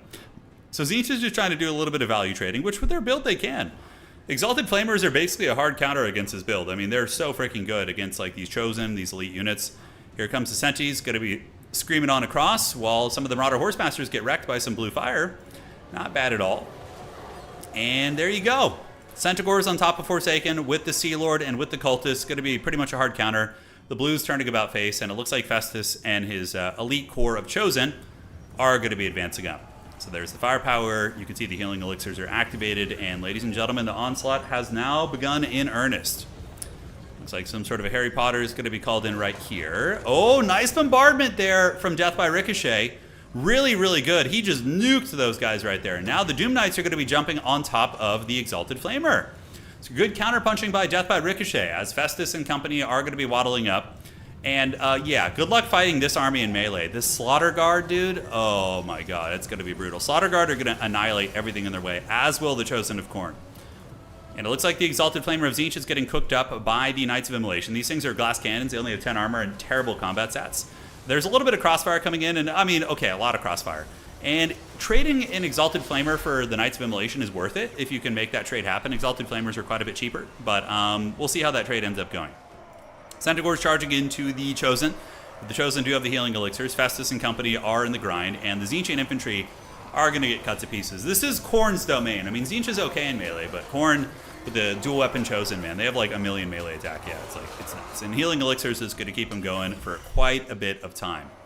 All right, value trading is even. Even means that Warriors of Chaos are winning. Obviously, the Tzeentch army should have a lot more value right now. Sea Lord Iceland is kind of just dead weight right now. I mean, sure, he can buff up some of the homies, but you might as well get him in melee and use him for his anti-infantry. Right there, a little bombardment activated from the cultist doing a piercing bolts, and that triggers Kindle Flame, so the entire army of tzeentch gets a little bit of a damage buff, assuming he did bring Kindle Flame, which he did, for a duration of 15 seconds, so not bad at all. And yeah, the Chosen of Khorne kind of getting melted up a little bit by that concentrated focus fire, but the healing, and I believe there is a Fleshy Abundance, is something that could be whipped out in the near future. Forsaken and Hounds coming up. And on the side, it looks like tzeentch has been able to hold on to the objective, summoning out 2 Furies, each of which is going to be allocated to a Marauder Horsemaster. And it looks like Ricochet having a bit of a lapse of micro here, as these Chaos Furies are going to be ripping and tearing and really getting a big chunk of damage into these expensive Horsemasters, and the other Horsemasters are also going to be harried back. Now, tzeentch does have a decent firing line, even though the rest of the build, the synergies are not clicking super hard. He still is getting a shit ton of firepower in there. And Sea Lord, does he still have another ability? He does have one more usage of the Master of the Mists. So if his opponent tries to run, oh man, that's not good actually. Tzeentch did stabilize its Exalted Flamer. Okay, so that thing is online and it's still alive. It might get taken offline here by the Marauder Horseman, we're gonna see, but it's got about, how much, 500 HP left? Jeez Louise. Yeah, honestly, the shooting line is not doing bad. Tzeentch is cooking a little bit. So now what needs to happen is Tzeentch needs to kite, like scatter their blues in 5 directions and kite those very slow infantry. Centaur is doing okay versus the Chosen of Khorne. And we do see Hobo Honkers pulling a bit of a value lead as the Festus army is being forced to split up a little bit, which is certainly not something they had on their bingo card. But the Exalted Flamer of Tzeentch is going to be disintegrating right now, so there it goes. It is out for the count. Will most likely be resummoned later on. Shrieking Sky Rays called in. Those bad boys are going to be attacking and ripping up the Knights of Immolation. So nice usage of those units. Granted, the Knights actually did some good damage despite all those circumstances. So the Pinks are kiting back. Some of them are being hunted by Forsaken. You got to retreat them before you start to take casualties. Get those Forsaken here. Retreat these Pinks back there. Sea Lord is basically just now a glorified anti-infantry unit. I mean, but he packs a little bit of a punch. He could definitely kill Festus. I mean, if you want to move him into combat and use his high combat stats to fight Festus, not a terrible choice. I mean, it could actually be kind of effective here. We're going to have to see. Forsaken into the Halberds and the Slaughter Guard, which are kind of running out of steam a little bit. All this peppering firepower from all these directions has been pretty brutal. But Tzeentch is reclaiming objective number 3. So the homies are going to be getting this. But they are massively behind on points. And yeah, obviously at this point, if Tzeentch wants to have a chance to win the game, they're going to have to essentially triple cap their opponent. They're going to have to get all 3 objectives at some point. How does the resummon mechanic work? All right, so when a unit dies or gets chased off the battlefield, it gets sent back into your reserves, and it takes time to recharge. And when it recharges, you're able to summon it back in. The same thing goes for your Lord, but there's pros and cons to resummoning your Lord. Yes, it does rectify the leadership problems of your army, but on that same coin, you give up a lot of agency on the objectives because a Lord costs as much as like 4 or 5 infantry units usually. So the Lord only provides 3 capture weight, whereas 4 infantry units or mobility pieces can have like, between 12 and 20 capture weight. So there is pros and cons to both. A lot of tactical dynamics in that regard, but hopefully that's a bridged answer for you. So the healing elixirs are doing something, but the thing is that they're on fire nonstop. So healing is not quite as effective. These guys have been lit up pretty good. But yeah, Tzeentch is starting to win value trading maybe a little bit. I don't know. Sea Lord is heading over to the middle to try and get that point. Tzeentch needs to stay on this objective. They cannot afford to leave it. So these Chaos Warriors need to get back there and hold down that point. Although Chaos is actually enduring a little bit. Yeah, I didn't notice the Furies locking these guys down. The Pinks here locked down. The Pinks locked down here. I actually think now that I'm taking a bit of a second look at the battlefield, this game's over. I do think that Ricochet has compromised too many Pinks back here. They didn't kite well enough. And Festus is just value farming right now. He is healing the boys up. So the Chosen, the Slaughter Guard, and the other Chosen unit are getting healed nonstop, which is incredibly devastating. Because getting the HP off these units is so freaking hard. He tries to drop a Tzeentch army ability, but his opponent does dodge that. So very, very nice dodge right there. But yeah, this game's over. We do see 1,200 value coming in. The Warriors of Chaos are even threatening a back cap right now on Tzeentch's back objective. And Sea Lord Iceland is just too deep in meme territory, He delved too greedily and too deeply in the realm of memes, and he paid the iron price. That's what happens, when you meme a little bit too hard. You meme too close to the sun. Some Forsaken from Hobo Honkers trying to grab the back point, but it looks like Death by Ricochet's Forsaken will be arriving, and they are going to grab this. And Armored Chaos Trolls coming out to close out the game. One sec, guys. Oh god, Dad Sneeze is coming. Oh. Okay, it's lurking. I'm sorry. Oh man. That was the dad sneeze. I got away from the mic to the best of my abilities. Did you guys? Oh, did you hear Anna? Oh man. For this sort of build, I think Flamers would have been a better choice. Yeah. Couple things. All right. So yeah, it was a cool game, man. A bit of a meme build there from the changeling. But yeah, fun times, man. Fun times. Let's go ahead and update the scorecard. We're going to do this. That sneeze kind of took me... Wait, they have builds prepared for every matchup? Holy shit, these guys are really spoiling us right now, aren't they? All right, so we got game 2 coming up right away. Looks like these guys got it going. California's underwater because of that. I know. Turn afflicted by nurgle plagues. No, just allergies, thankfully. Yeah, nothing gnarly. Flamers? No, Flamers of Tzeentch are good. They're not a bad unit. Totally viable. You're happily just... That was a breath attack. Ricochet won that last game as Warriors of Chaos. Yeah, with the Festus healing build. Hobo Honkers did drop it. And now it looks like they're... Oh, this is neat. So we have Dark Elves versus Wood Elves on the Eastern Isle Colony. And it's going to be a build focusing on a Mass Bleak Swords and Dread Spears with a Canate Assassin, a Blade Stormcaster. Lokir Chadhart is going to be on ground with his mask. And he's going to be just trying to provide sustained capture weight, objective fighting, and then some Velociraptor Cav to fight the Wood Elf mobility. Now, looking at the build of Hobo Honkers, he's going, oh my god, he's memeing too close to the sun tonight, guys. It is an Ancient Tree Man. We have an Ancient Tree Man build, and if it were viable anywhere, it would be on this map. Because you can plop them all in that middle objective and you can do your thing. So yes, we do have a Tree Man with Lifeblood and a bunch of Dryads and Awakening of the Wood. Okay, guys, fasten your seatbelts and get ready. It's time to experiment. You know, it's kind of fun seeing the players feel comfortable experimenting a little bit on this format. And there they are. What do you guys think is going to happen, man? What do you think is going to be cooking? So the bad boys are ready. Dryads, Treekin, a couple tree men here. It's going to be hard to kill if the Wood Elves, if the Dark Elves didn't bring any, you know, repeater crossbows or shooting. I mean, this build is going to be incredibly problematic because Lokir will do absolutely nothing to a tree man. He is terrible against big armored targets, so... This looks like an Age of Sigmar army, I know. Just like a couple big monsters. Yeah, kind of does.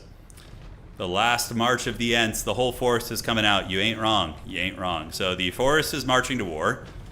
And yeah, they have arrived. So what you do is you basically just probably take all the big trees over here and leave 2 Dryads and a Treekin here.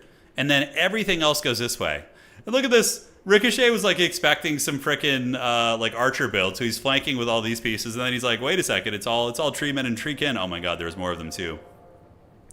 Yeah, Dark Shards are going to be a problem, but honestly, he might not have brought them, you know? Like, because a lot of times you're like, do I bring Dark Shards against Wood Elves? I'm worried about being out-traded by Elven Archers here, you know? Oh, dude, Big Pimpin' is just going straight forward and to push this. And okay, he did bring Dark Shards. Ricochet is somewhat prepared. Granted, the Treeman does have a little bit of magic he can drop. He's going to have to find a way to shut down those Dark Shards, though, or else it is going to be a problem. So Dryads lurking on the point. The home objective with the Wood Elves is taken. The Dark Elves have also taken their home objective, and this is going to be tough.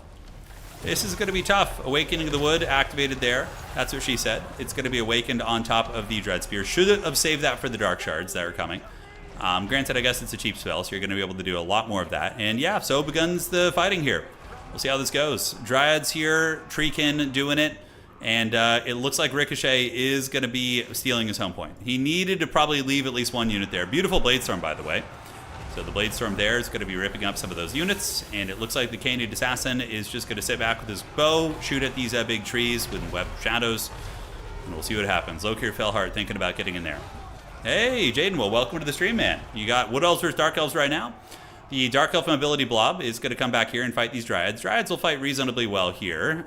In the woods, we do get more Treekin. And Hobo Honkers, does he have anything that isn't a tree? I don't know if he does. It's going to be a hard fight, but 1 unit of Dark Riders does get its Wood Awakens. And the 3 Ancient Tree Men are laying a beat down on Lokir. But you're going to have to deal with these Dark Shards, man. But I think he only has 1 Dark Shard in his build, guys. I think Ricochet only has 1, which means that the trees, if they can dive that thing and shut it down, he might have a chance of winning this game. All right, that answers the question. We do see Zotes coming out. So Zotes, they belong in the forest as well, I suppose. And yeah, they're going to be pretty good against the Colton Knights with their anti-large attacks. So we'll see what they can chew up right there. Elsewhere, Tree Men and the Ancient Tree Man still fighting. The Dark Shards need to get in position and start shooting right now. That is for sure, because these Tree Men are causing a bit of havoc. They're getting a lot of damage in there despite the spears. Lokir Fellheart losing a lot of HP. The Treekin over here, clearing out the Bleak Swords. Dryads still in okay shape, and we will see what happens on that objective in a minute. This is the I Am Groot build. Yes, it is. So Zotes arrive with the Treekin and the Dryads. Will they be able to reclaim this back objective? There are some Corsairs in the mix now. I think that the Wood Elves will eventually be able to reclaim this objective, but for now, Death by Ricochet does have home dog triple capped right now. So Firebark Elders are holding the back point. Meanwhile, the Treekin are going. The Dark Shards should probably be shooting at one of the big trees instead of shooting at the Treekin, who do have I think a little bit of a better time burst missile pieces. Hard to say. But yeah, Lokir's tanking it. He's a very tanky fighter. Lokir has insanely good combat stats, but 3 giant tree men beating on him will eventually be able to get it done. You can see that attack there, Jit connects, and tree men actually, I think, do have okay AP values. Yeah, it looks like they do. All right. Dark Shards are blasting away, getting good value against the trees. Meanwhile, the back objective, it looks like the hardwood is on their way to stabilizing it. Probably got to leave those oats a little bit longer to get that if you can. Here on this side, the Glade Riders are called out. Treekin fighting against Velociraptor Cav is not a good trade. Dryads fighting against Spears is a good trade for those guys. But still, the Wood Elves have not gotten points in a long time. They have been very neglected in terms of the objectives. And those Dark Shards are single-handedly going to win the game. This one Dark Shard unit is straight up going to win everything. And yeah, at this point, a big mistake by Hobo Honkers to not come through. He has no mass in front of him. Take all 3 of those big-ass trees, move back here, and start boinking on these Dark Shards, man. They need to be put down. Those are going to win the game, straight up. That one Haggard 550 gold unit, whatever the hell it is going to win the game.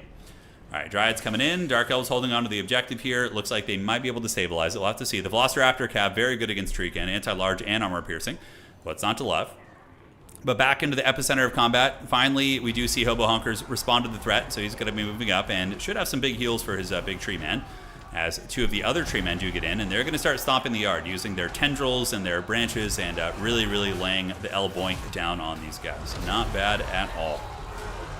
Yep, they're getting folded up. Taking those Dark Shards offline is quite big. A bit of a mistake by Ricochet also. Ricochet should have started running with the Dark Shards because you want to force the tree men back here where you can then isolate them with your reinforcements, right? That is what you would want to be doing. And now he's finally running with those guys. Lokir getting low, but hanging in there like a champ. Wood Elves fighting tooth and nail to get this point back, but are kind of struggling to get through the density of Dark Elf units. Meanwhile, on this side, it is in flux. Dryads trading effectively. Treekin didn't hear no bell whatsoever, about 570 value. Looks like Dark Elves even called in a Manticore right there, and there is going to be some Harry Potter going down to Bladestorm, which is going to be very good on the Wraiths of the Frozen Heart. Right? It's just a good damage spell. It got buffed, I think, like 2 patches ago, and it sees a lot of play right now. It's not bad. It's not bad.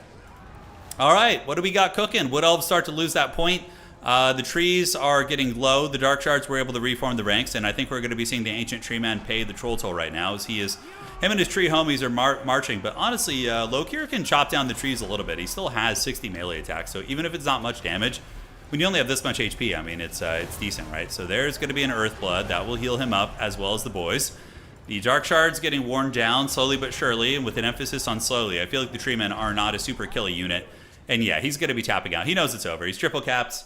It was he memed a little bit too close to the sun that time around, guys. But, you know, it's cool to see him experimenting and trying some other stuff. But Ricochet is going to be winning the series 2-0. GG, well played. And hope you guys enjoyed that one. Lokir versus Ancient Tree Man. Always a fun time.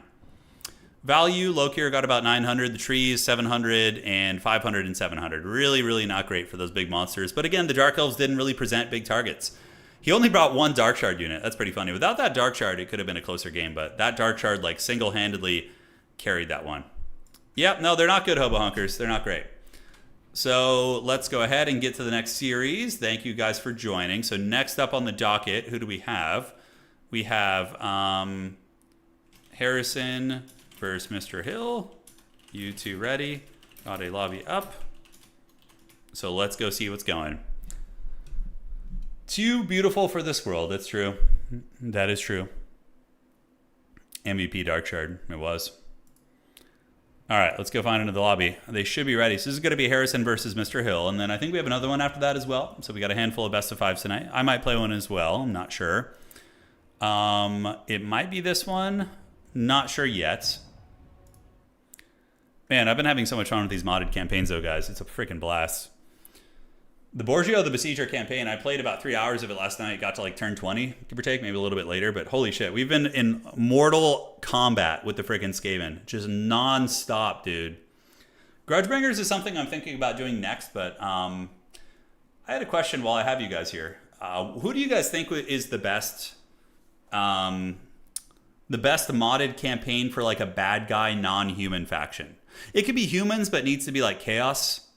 You know, kind of things. Yeah, Canadian Assassins are good, dude. They're good sometimes.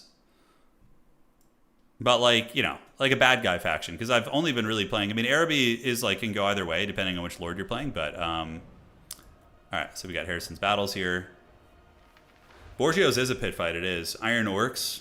Okay, Nagash. Protoss. Yeah, wrong game. Oh man, I used to play StarCraft so hard. It's a little bit too sweaty for me now. My hands don't work so well. The good old Protoss. I was a Protoss mouth breather in multiplayer. Yes, we were at one point. So we got Tomb Kings versus Grand Cathay. And they're going to be fighting a siege battle. Oh, what about a Hung campaign? Doing like a Mongol kind of Hung style campaign. Well, Chorfs is a base game faction. I'm kind of on a modded faction kick. Oh, dude, Ikit Claw's a pain in the ass in campaign. Dude, in my Ikit campaign, he put like Undercities on my shit against Borgio. He nuked me, I think, twice during battles. It's just, and his armies are so good, like Jezzails and Rattling Gunners. Like, oh god, it's brutal. Yeah, maybe like a Hung campaign could be cool. Yeah, Norska's, yeah, they're human, yes. Tretch, Craven's Hail. Oh. Skaven are incredibly annoying in campaign, they are. All right, I think he's going to check the map real quick. The Hung campaign crashes a bit. Ah, got it. Okay, maybe we'll abstain from that one for now. Maybe we will. Mm-hmm. Perfect, perfect. All right, awesome sauce. Tomb Kings versus Grand Cathay. Some ancient kingdoms going at it. Screaming Skull catapults versus cannons. This is a city fight, though. This is a city fight. It's going to be the Siege of Salernum. So this one is has fighting in the streets, which I think is a very unique spin on competitive multiplayer. Terran for life. Yeah, I used to play Terran and Terran and Protoss were my mains. I was terrible at Zerg, man. I was just trash. But I was able to get high masters with both Protoss and Terran back in the day. Protoss is pretty easy. You could just do like 4-gate all-ins all the time and just, or, go Blinkstalker or whatever. Colossus, Immortal, Sentry, Death Stars were so mouth-breathing. You could have so much efficiency with that. Is this the right map, by the way? Let me check. Let me check here and make sure this is the right map for the homies. And are we on the Siege of Salernum? Because for some reason, I'm in charge of the lobby. This is going to be Siege of Salernum is the right map. Great. Okay. Cool beans. Yeah, Count Noctilus's campaign is fun. I've already done that one. In your Grudgebringer campaign, have Ironbreakers, Hammers, Dragon Princes, Grail Knights. It's super cool. Yeah, because you're like a mercenary warband. Uzi says, the Hung camp, it crashes on the campaign side. The modder is on hiatus for a bit, but plans to update it eventually. Yeah, maybe when he updates it, we'll do that. Can we get the army swap best of 2 PvP tournament? Oh, you mean like where you make your... You're saying you make your opponent's army for them? I like Siege of Salernum. It's great. Yeah, I can get some photos of the Trench Crusade Warband. Maybe I'll post some on the community section tonight of YouTube. They're fun. All right, guys. What do we got? Let's break it down. Let's get cooking and see what's on the menu. So for Stinky Beans, he's going to be playing the open field, which I like, using a cannon, which can shoot here. And you can shoot here to cover the open ground. We have the dreaded Zhangu War Drum with Jade Warrior Halberds to fight Ushapti. Oh, the Pimpistrate, the Pimp Magistrate on his blimp, dude. This guy, what is the term that all the youngins use this day? Like aura farming, I think is what my 11-year-old neighbor says. But yeah, he is up here and he is doing that. So Stinky Beans is going to be here with the Magistrate. And aside from that, he does have some Nangao Grenadiers to clear through skeletons. And yeah, the Magistrate's going to be floating overhead, shouting commands, helping the homies. And he does have the Inspired Defense. I have the Dragon and the Inspired Assault as well. Oh, the score's wrong. Thank you. All right. Thank you so much. I got carried away looking at something there. So we have Bill.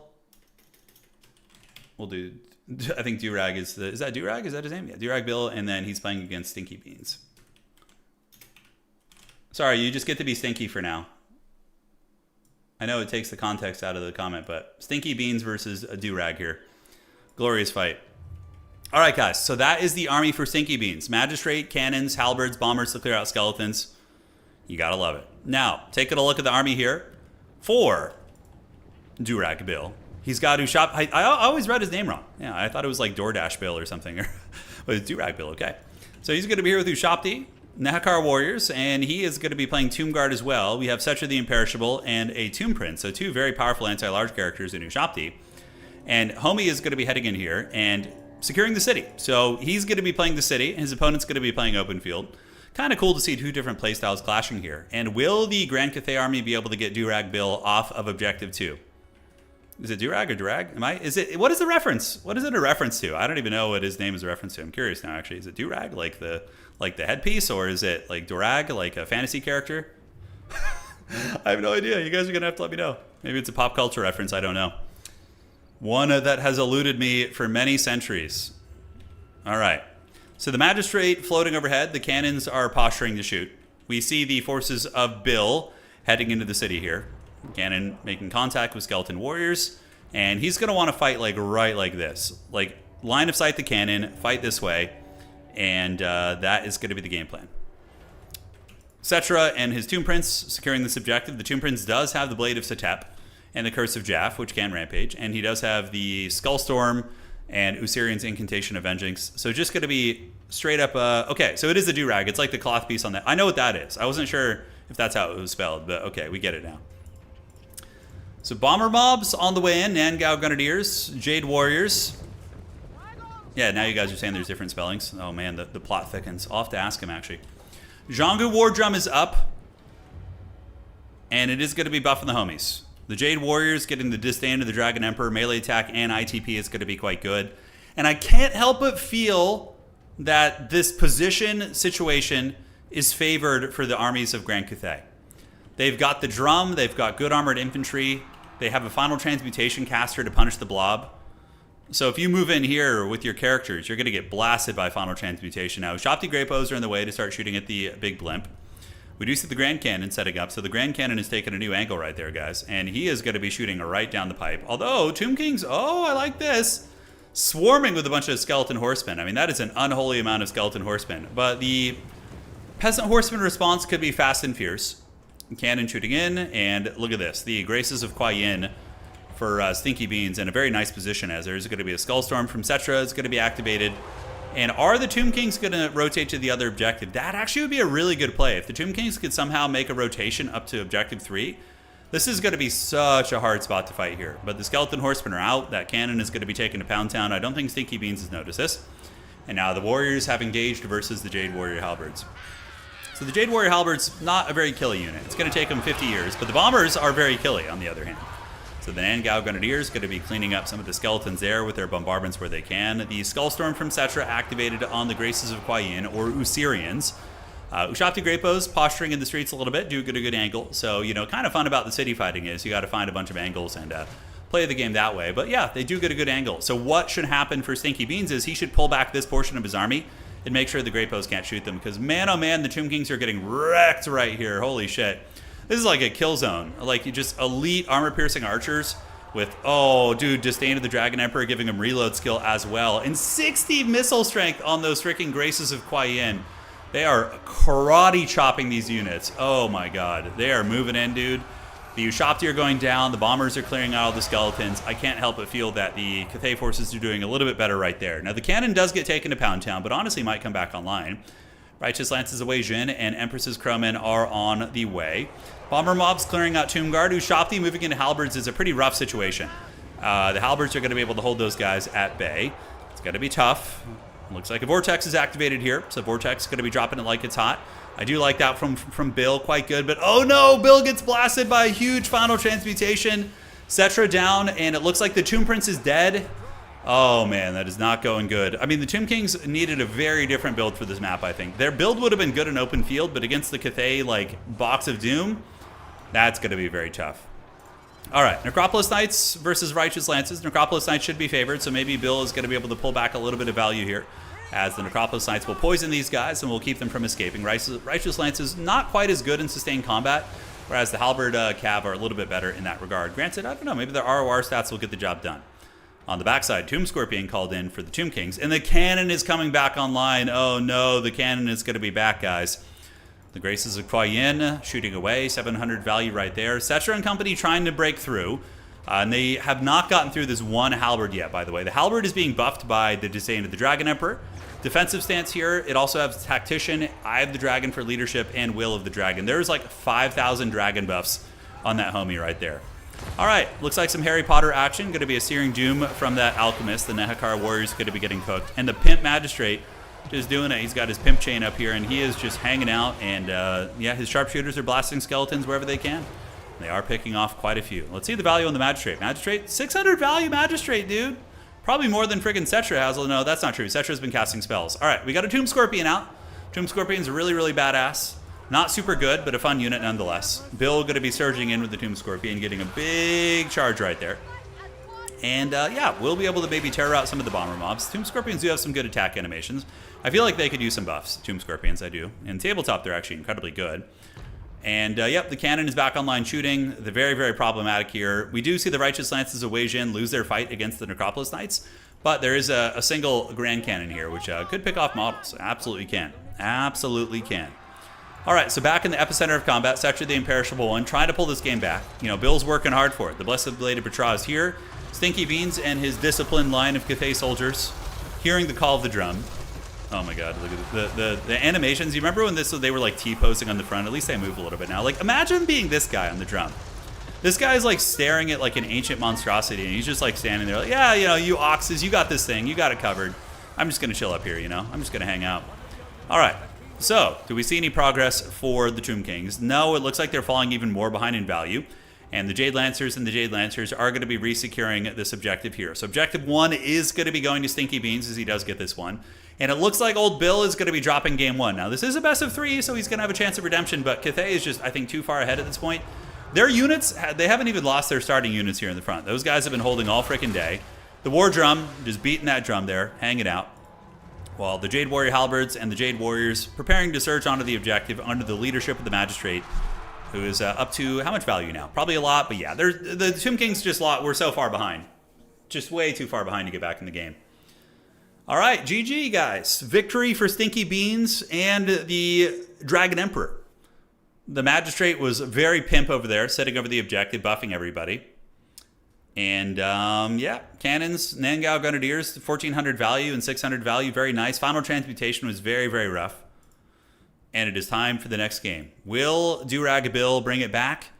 Or will the series go to Stinky Beans? Cetra, this build was just not ideal for fighting in that situation. You know, it wasn't. All right, so now we're going to go ahead and switch the map to the Game 2 map between these two gentlemen, which is going to be the Imperial Ambush is going to be the map. Okay, so let's do this, and we have Imperial Ambush. Imperial Ambush there is going to be the map, and we have Lizardmen versus Demons of Chaos. So Bill is going to be on Dinos, and Stinky Beans is going to be on the Demons of Chaos, which we haven't seen them in quite some time, actually. What do you think is the best faction for animations? Ooh, I'd have to think about that. I'd have to think about that one. Man, that's a tough question.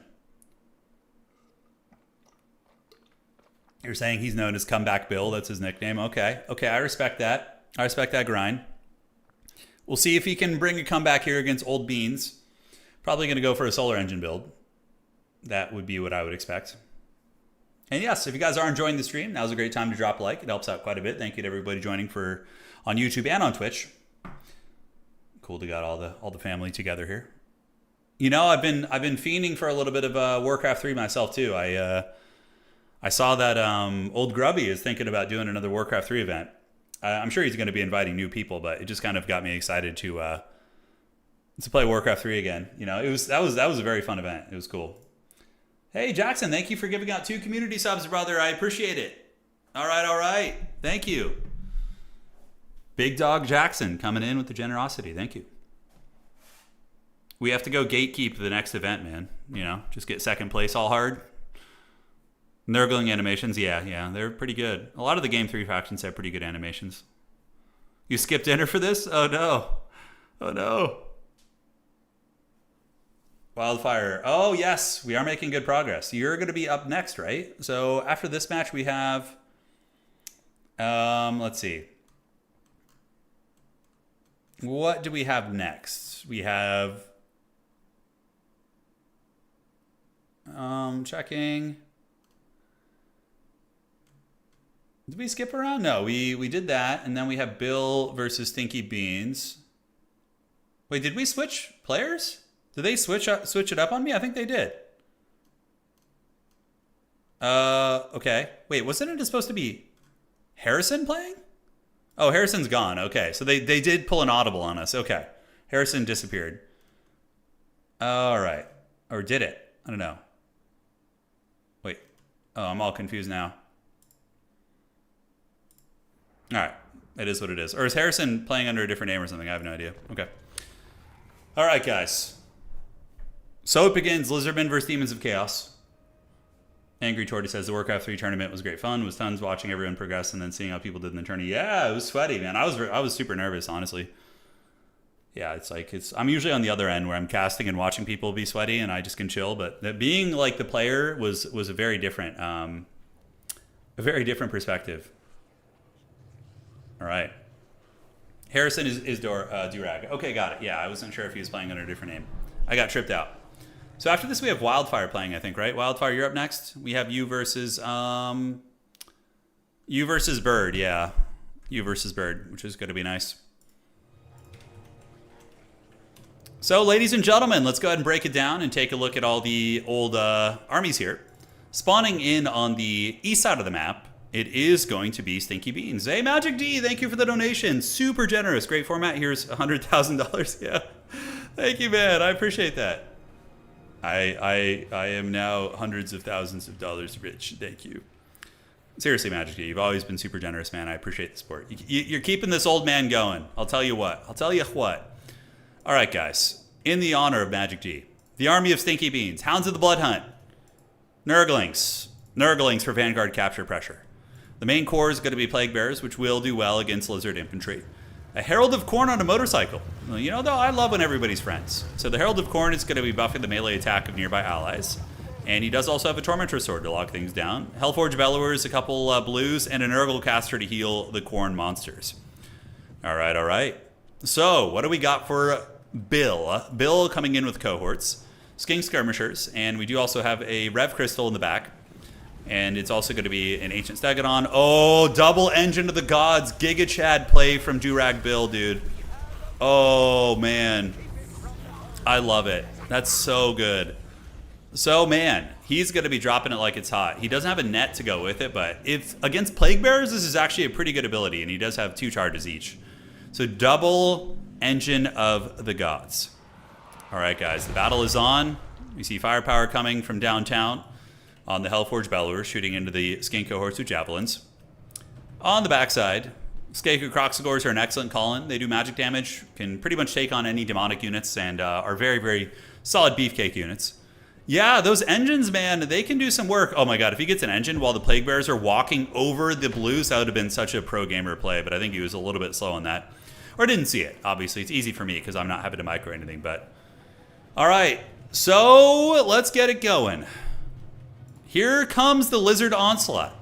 A couple Skink Skirmishers going to go ninja the outside objective, and it does look like the solar engines are going to get in the mix. Shots coming from downtown on the side from the Hellforge Bellowers, melting down the cohorts. Bill is going to be taking the aggression here, and Angels of Decay are a problem. Those things are going to wreck the big dinosaurs if they're left uncontested. He's going to need something to deal with that. All right. So Jehenowin, Lizard Moses gets in. He drops a big flock of Doom. Dude, a freaking solar engine would be god tier right here. The engine of the gods, like right down the pipe. He's doing it. Here it comes. All right. So, the double laser beam. Oh, the pro gamer laser beam plays. So he gets one, and the laser beams crisscross each other. Look at that. That's so sick. Oh my god, those Plague Bearers got melted. Holy shit, that was awesome. Now he can, even if he loses the game, still gets a lot of style points for that. But man, he needs something to shut down the Angels of Decay in the back. He does melt those Plague Bearer units. Pro gamer plays for sure, but how are you going to be dealing with the Angels of Decay?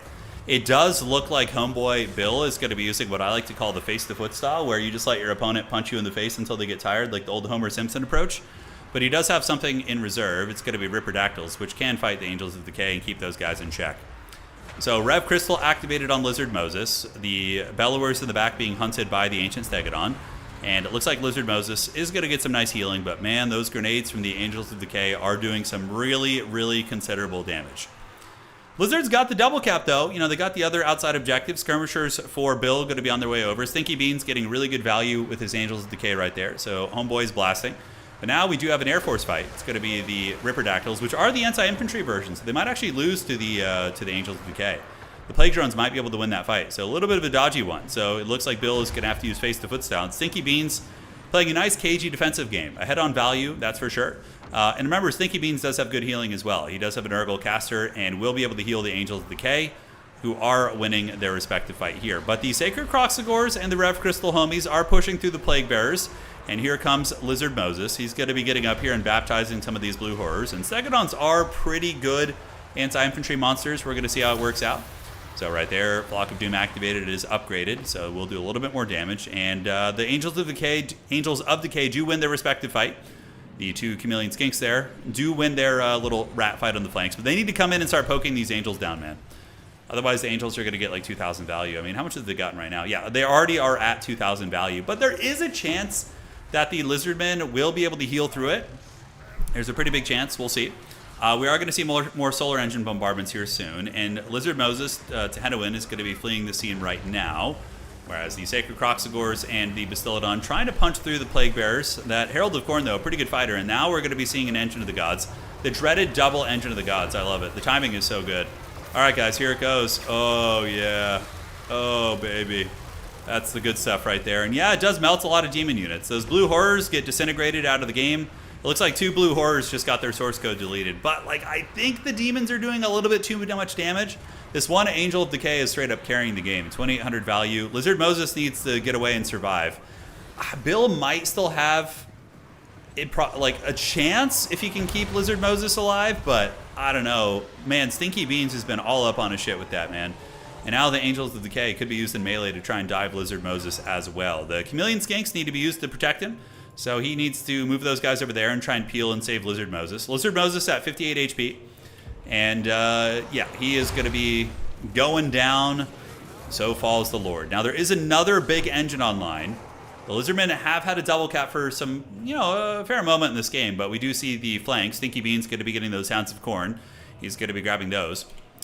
Spear Riders called in. Obviously not the best at killing Furies, but with a little bit of skink support, they should be able to get it. And the fight does rage on here, guys. Sacred Croxagores, a second one does come in. It's pretty healthy, and the Stegodon is still a menace. And the Angels of Decay are pretty much out of the game. They can be resummoned later on, but for now, they're not going to be much of a variable. So the fight does rage on. Still could go either way, guys. Oh, who won the first game? It was, I forgot to update that. Thank you. It was Stinky Beans. Okay. All updated now. Thank you for letting me know. Golden Spear Riders cleaning up those little gremlins back there. And now we're going to be getting, Pleasure Seekers coming out. So Pleasure Seekers are on their way in. Those bad boys are one of the killiest units in the entire game. Like the pure definition of a glass cannon. And they are going to be surging forth. And those Croxagores are going to get folded up pretty quickly, most likely. He doesn't have any big tricks left. Stinky Bean's about to give Bill the business here, I think. Yeah, he's got Angels of Decay fighting here. He's got a lot going on. The man is chilling and ready to go. All right, so what do we got on the battlefield? Demons secure the outside objective. Nurglings being sent in by Stinky Beans to reinforce this. And Old Bean's going to be calling in Flesh Hounds to peel these Feral Cold Ones, which they should be able to do. And the Pleasure Seekers, what kind of damage are we seeing? Angels of Decay still grinding. Pleasure Seekers are killing everything, basically.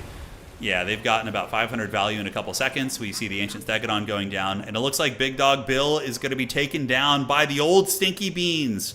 2-0 in this series here, it looks like. 2-0, it looks like. On the backside, what do we have called in? Cohort of Fodl. Cohort of Fodl is good in this matchup, but he's just too far behind. I mean, currently the Demons of Chaos are sitting at 10,200, 10,300 value against 6.2, 6.3. The Lizardmen are pretty much in a full rout right now. We see the Ancient Stegodon going down, and that is going to be all she wrote. GG, well played. Here comes the big Herald of Khorne. He's still in great health. The Hellforged Bellowers still have a lot to give. They've gotten about 1,300 value. And yeah, that's it. I don't think there's anything the Lizardmen can really do. I mean, as long as Stinky Beans chases these guys and doesn't let them rally, even if they rally, it's probably still over, but that is the thing. All right. So moving on in are the Pleasure Seekers. Yes, yes. They should come around the back and just get a flank charge, a devastating flanker, because these guys do have the devastating flanker keyword here. So you can see here. And they do bonuses when they flank or get you in the back. Skinks being called in. The big monsters do rally. I mean, that's something, but there are going to be some Shrieking Sky Rays coming in to clean them up. The Death Star of Demons a little bit too strong. The Herald of Khorne, Locust of Wrath, going to be buffing all the big boys up. And here comes the Pleasure Seeker flank. So they do get in, ripping and tearing, and that is going to be all she wrote as they get folded like an absolute piece of paper right there. They just got crumpled up and thrown in the trash, basically. Shrieking Sky Rays will be able to take down the big dinos as well. Anti-large bonus on these guys is 25. So these shrieking screamers of tzeentch, it's only a matter of time before they finish them off, and I don't know if they're even going to get the objective. Maybe they will. We got some demons coming in to reinforce, and yeah, complete routes right here. He hasn't tapped out yet. Fighting a little bit longer, but yeah, this game's over. I wouldn't be surprised to see Bill tap out in the next like 15, 20, 30 seconds, give or take. So that is that. Yeah, fun series, man. Some cool builds, unorthodox. I like seeing Demons of Chaos. Demons of Chaos are such a toolbox faction. You know, you got so many different synergies and overlapping and different things like that. But yeah, that's going to be a victory for Stinky Beans. He wins the series 2-0, guys. And now we're going to be heading on over to the next match, which is going to be a duel of fates between Wildfire and Bird of RTK. Well played to both players, man. Really, really fun build, but just had no answer for the Angels of Decay. If he had like some solar engines or maybe salamanders or something that could shut down that Air Force, you know, that would be cool. But he did not, and he paid the iron price for it. All right, guys. GG, well played to both players. Congrats to Stinky Beans, and thank you to playing for Bill as well. All right, guys, so now we are going to get our next match going, which should be Wildfire versus Bird. Wildfire versus Bird. You two ready. Best of 5, come on. We looked at the value of most units. It was like 1,300 on the solar engines. It was nothing crazy. Yeah. And what do we got here? Waiting for the game to pop up, and that's Harrison's battles, and here's Wildfire's lobby as well. So let's get the scoreboard updated. There we go. Just best of 3s today. But we will do this again, and players will have an opportunity for rematches if they want to. So we got Wood Elves versus Ogre Kingdoms, a meta matchup from like a couple years ago. Wildfire's there, and we need to go Bird, make his name a little bit more positioned here. There we go. Perfection. And there we are. Yes, they can rematch. They can have their grudge match. Oh, man, Sisters of Twilight. Oh, interesting, with Ariel. That's kind of fun. That is kind of fun. Gondola, what's up, man? Yeah, Gondola, good games earlier, man. It's fun watching. I'm surprised nobody's, I think every series has been a 2-0, which is weird because, you know, pretty solid players here. Tentacle Fan says, interested in Trench Crusade, ever face Sultanate or Court? Yeah, I played against them both. So I would not start with Court unless you just love the aesthetic to hell and back, because the Court of the Seven-Headed Serpent in Trench Crusade is super hard to play, and you put a lot of eggs in a couple baskets. So like if you lose or blunder one big centerpiece, like your Praetor or your Harry Potter character, you just kind of lose and get steamrolled. But if you really just like the aesthetic, you'll learn. It'll be a harder start. Sultanate, I've only ever played the one that makes the golems, but yeah, Sultanate is probably a little bit more straightforward to play. Yeah, but they're both fun factions, honestly. Just pick whatever aesthetic you like, especially if you're playing with other friends. Just pick what you like, you know? Yeah, Greases versus Wood Elves is very risky. I mean, it's very, very risky. Yeah. Gondola says, everyone going Saul and dunking on their opponents, was talking to Hobo and Ricochet while they were making their builds. Oh, yeah. Yeah, the Sultanate, the Iron Sultanate is really cool, man. I love it. I would definitely play them eventually. I want to see what cool custom armies they get. Right now I play New Antioch, but more specifically I play a sub-faction of New Antioch, which is these guys. Yeah, I play the Red Brigade. They look really cool. This is kind of their aesthetic. They're like really grim dark, like red armor. Yeah, there's a bunch of different ways to paint them, but they look very, very cool. Yeah. And they have custom miniatures too. Red Brigade has their own line of minis that are different than the other Antioch armies. And then you have Iron Sultanate. Iron Sultanate art. Okay. And Iron Sultanate Trench Crusade. We'll look at this real quick, yeah. So Iron Sultan is really neat too. Yeah, they got like these kind of Middle Eastern, kind of Ottoman Empire aesthetic. They have these really cool assassins too. Yeah. They're a very fun faction. All right. So let's break down this game. This is going to be game 1 between Bird and Wildfire. Should be coming over here. There we go. Spawning in on the south side of the map, ladies and gentlemen, it is going to be Bird. Bird is going to be here with Greasus Goldtooth. Now, Greasus Goldtooth against Wood Elves is kind of unheard of. We'll see if he can make it work. Maybe he's expecting like a dragon or like a cheese build of some sort. So he's bringing it. We'll see. And aside from that, we do have Pigback Riders, Noblars on the flanks, and Lead Belchers. Lead Belchers are good against Wood Elves. So they have more range than any of the Elven Archers. So if these bad boys are put in a good position, they can do some work indeed. All right, all right. Firebelly is a good choice as well for Burning Head. And for the Hardwood Army of Wildfire, very off meta. He's got Eternal Guard just to sit in the back objective, but the epicenter of his army is going to be the 2 dragons and Ariel. So Sisters of Twilight and dragons. That's going to be a total of 6 breath attacks, which can do some devastating damage. And we have a Soul Stealer Ariel, most likely, who does have the Berry Wine, which is a massive heal. The Berry Wine is going to be healing you for, like, I think almost 40% of your HP and also replenishing your vigor. Granted, it only has 1 charge. So, yeah, there is that. So the battle is on, guys. And the Chungus Kingdoms are going to be trying to get their Lead Belchers into the dragons. And you have to remember, guys, Greasus is a menace. If Greasus Goldtooth can get underneath the Sisters of Twilight, he can throw golden coins at them and lure them down to the ground. It's pretty hilarious how that works. But he can move over there and he can do it to it. So as it currently stands, the Ogres are being pushed off their own home objective. They did capture it, though, and the Wood Elves are in the process of trying to get that objective back. Sisters of Twilight going to be diving into the Noblar Trappers and just farming a little bit of value. But guys, the Dreadlord has come. The King of McDonald's, KFC, Taco Bell, Burger King, all of the greatest hits is on his way. And there he goes. the average American citizen right here. He is ready to go, dude. He's going to be rolling underneath those Sisters of Twilight, trying to get that rampage. And we're going to see if Wildfire blunders on the micro. It could happen. All right, so Blood Vultures and Saber-Tusk Packs and Trappers fighting away. And Greasus Goldtooth is rolling over, guys. He is an absolute unit.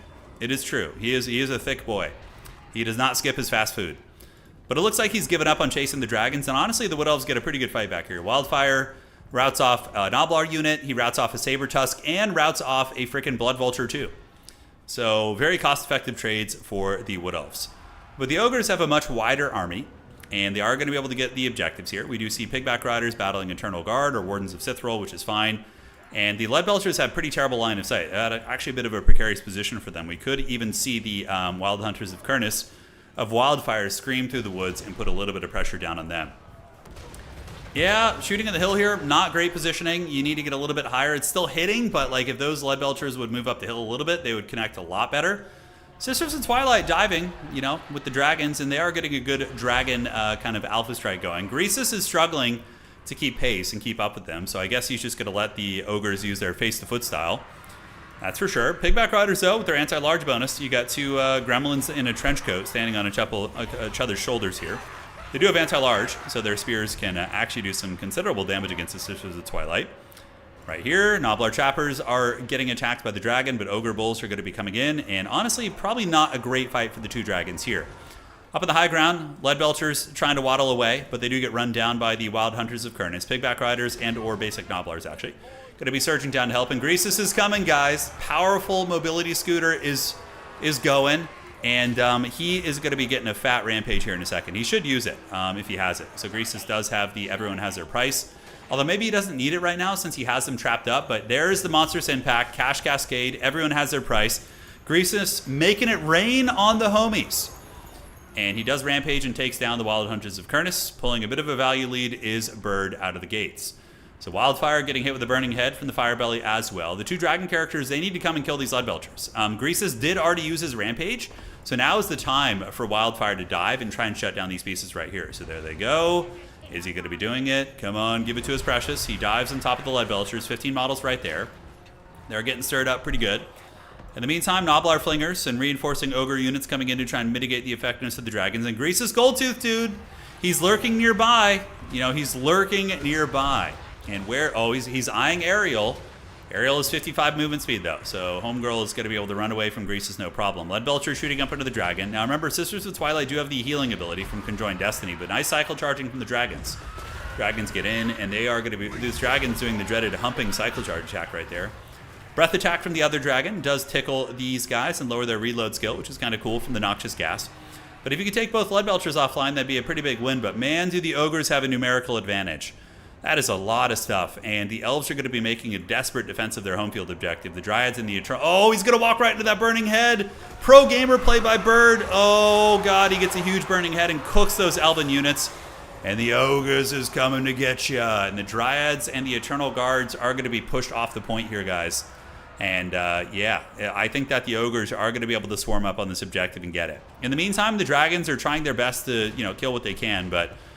I think they just are not making enough progress. Like, the dragons needed to have done a lot more damage by now, but Greasus actually ended up becoming like a pro gamer pick because, like, you can't really snipe Greasus easily with dragons. He's going to be able to fight them and do a ton of damage if he pops all his abilities, right? So it's very sketchy. But the Wood Elves going to lose their home objective. The ogres do overwhelm there. The burning head was so freaking good, and the Eternal Guard being prison shanked down, taken to the Pound Town. There they go. We got the old gut plates out. So the fight is on. Here, Noblar Trappers throwing their Ninja Stars into the Eternal Guard, and I just kind of think that the Wood Elves aren't going to have enough on the field to really get the ground back. Ogres are such a swarmy faction, they can be, and wherever, Greasus goes, it's going to be a problem. Dismember activated on the Wild Riders here. They're going to be getting flinged out a little bit, taking some damage. They do try and move in. Uh-oh, Big Pimpin' is coming. Oh, why is he running? No, go after the dragons, bro. What are you doing? Is he going to rampage him? Okay, Greasus is popping something here, it looks like. He's fighting. A little bit sketchy fighting two dragons, but he does have everyone has their price. So Greasus has rampaged. Is he going to activate his scepter? It looks like a Soul Stealer is used on Ariel, and the Wood Elves are kind of going all in here a little bit. Greasus rolling away on his scooter, actually. Greasus using some tactics and trying to flee the scene, getting away from the dragons, and he does, because they are rampaged right now. Complete overwhelm on this side. The Wood Elves basically have nothing left. The Ogre is able to get the ground. And ogres are a faction that can kill you death by 1,000 cuts. The Noblar Trappers, the Flingers, you see all these like haggard pebbles and small arms fire just like dragging down these elite units. It's something. And Greasus Goldtooth, guys, the Duel of Fates, he has rolled in on his mobility scooter, and he is going to be dropping a beating on these dragons, or maybe just letting his homies deal with it. He throws a bunch of gold at the ogre units and is like, you guys have fun here. You guys get the job done. Wild Riders charging into Flingers, sure they will kill them, but it's going to take a moment, and Flingers are dirt cheap, so not really that big of a deal. Ogres just driving pretty much the nail in the coffin right now. Pulling ahead on value is Bird, and they're also considerably up on the points as well. Make it rain, Greasus. He is making it rain, guys. He is. The value isn't really even. Yeah, this game doesn't always track value accurately, Sam Vines. So if you're a little bit newer, like, it doesn't always track everything. It was kind of a janky thing added by CA. It's better than nothing, but it doesn't always track properly. It can be buggy sometimes. Ariel dropping a Soul Stealer on the Ogre army, which isn't bad. She's a good little fighter as well and does cause terror, but, like, the dragons don't provide any capture weight, and nor does Ariel. The better way to have played this game for the Wood Elves would have been all in defending Objective 3 and making sure you don't lose your home objective while fighting with the dragons. Instead of trying to play a couple points at once like they did, playing one way there would have been a little bit better for sure. But the dragons, yeah, they're not, like, dying, but they're also not really doing anything. We do see 3 victory tickets bleeding out, and the Wood Elves are basically just desperately hemorrhaging in like light cab to try and provide some battle support. But the Ogres, with Greasus' leadership, are just so thick and meaty here. Greasus also does have a, I don't know if he brought it. Looks like he didn't, but he has an aura that gives a ward save too, which is pretty good, but decided not to bring that one. Yeah, Greasus just rolling around, man. He should get in the fight and start boinking on one of the dragons. He's being a little bit cagey with Greasus when he doesn't need to. Bird has basically won this game outright. Now he needs to just get Greasus in there and deliver the killing blow. That's victory for Stone Chatter. GG, well played, guys. Fun match. Good times for all. All right. So flying Ariel provides capture weight, but flying units do not. Ariel does, but the 2 dragons do not provide capture weight. Flying units, it would be too cheesy if they did. So yeah, Greasus was, a deterrent. The implications of Greasus' fat hands were enough to keep his opponent at bay. And the build for Wildfire, just a little bit too elite against a wide ogre build. Tricky stuff. GG, well played. So that is going to be a game 1. Like, if that elf build wanted to win, he would have needed to have cheesed something a little bit harder. You know what I'm saying? A little something there. Okay. Perfection. The White Castle victory, I know. Man, I haven't had White Castle since I was a kid. We don't really have White Castles on the West Coast, I don't think. That's more of an East Coast thing, right?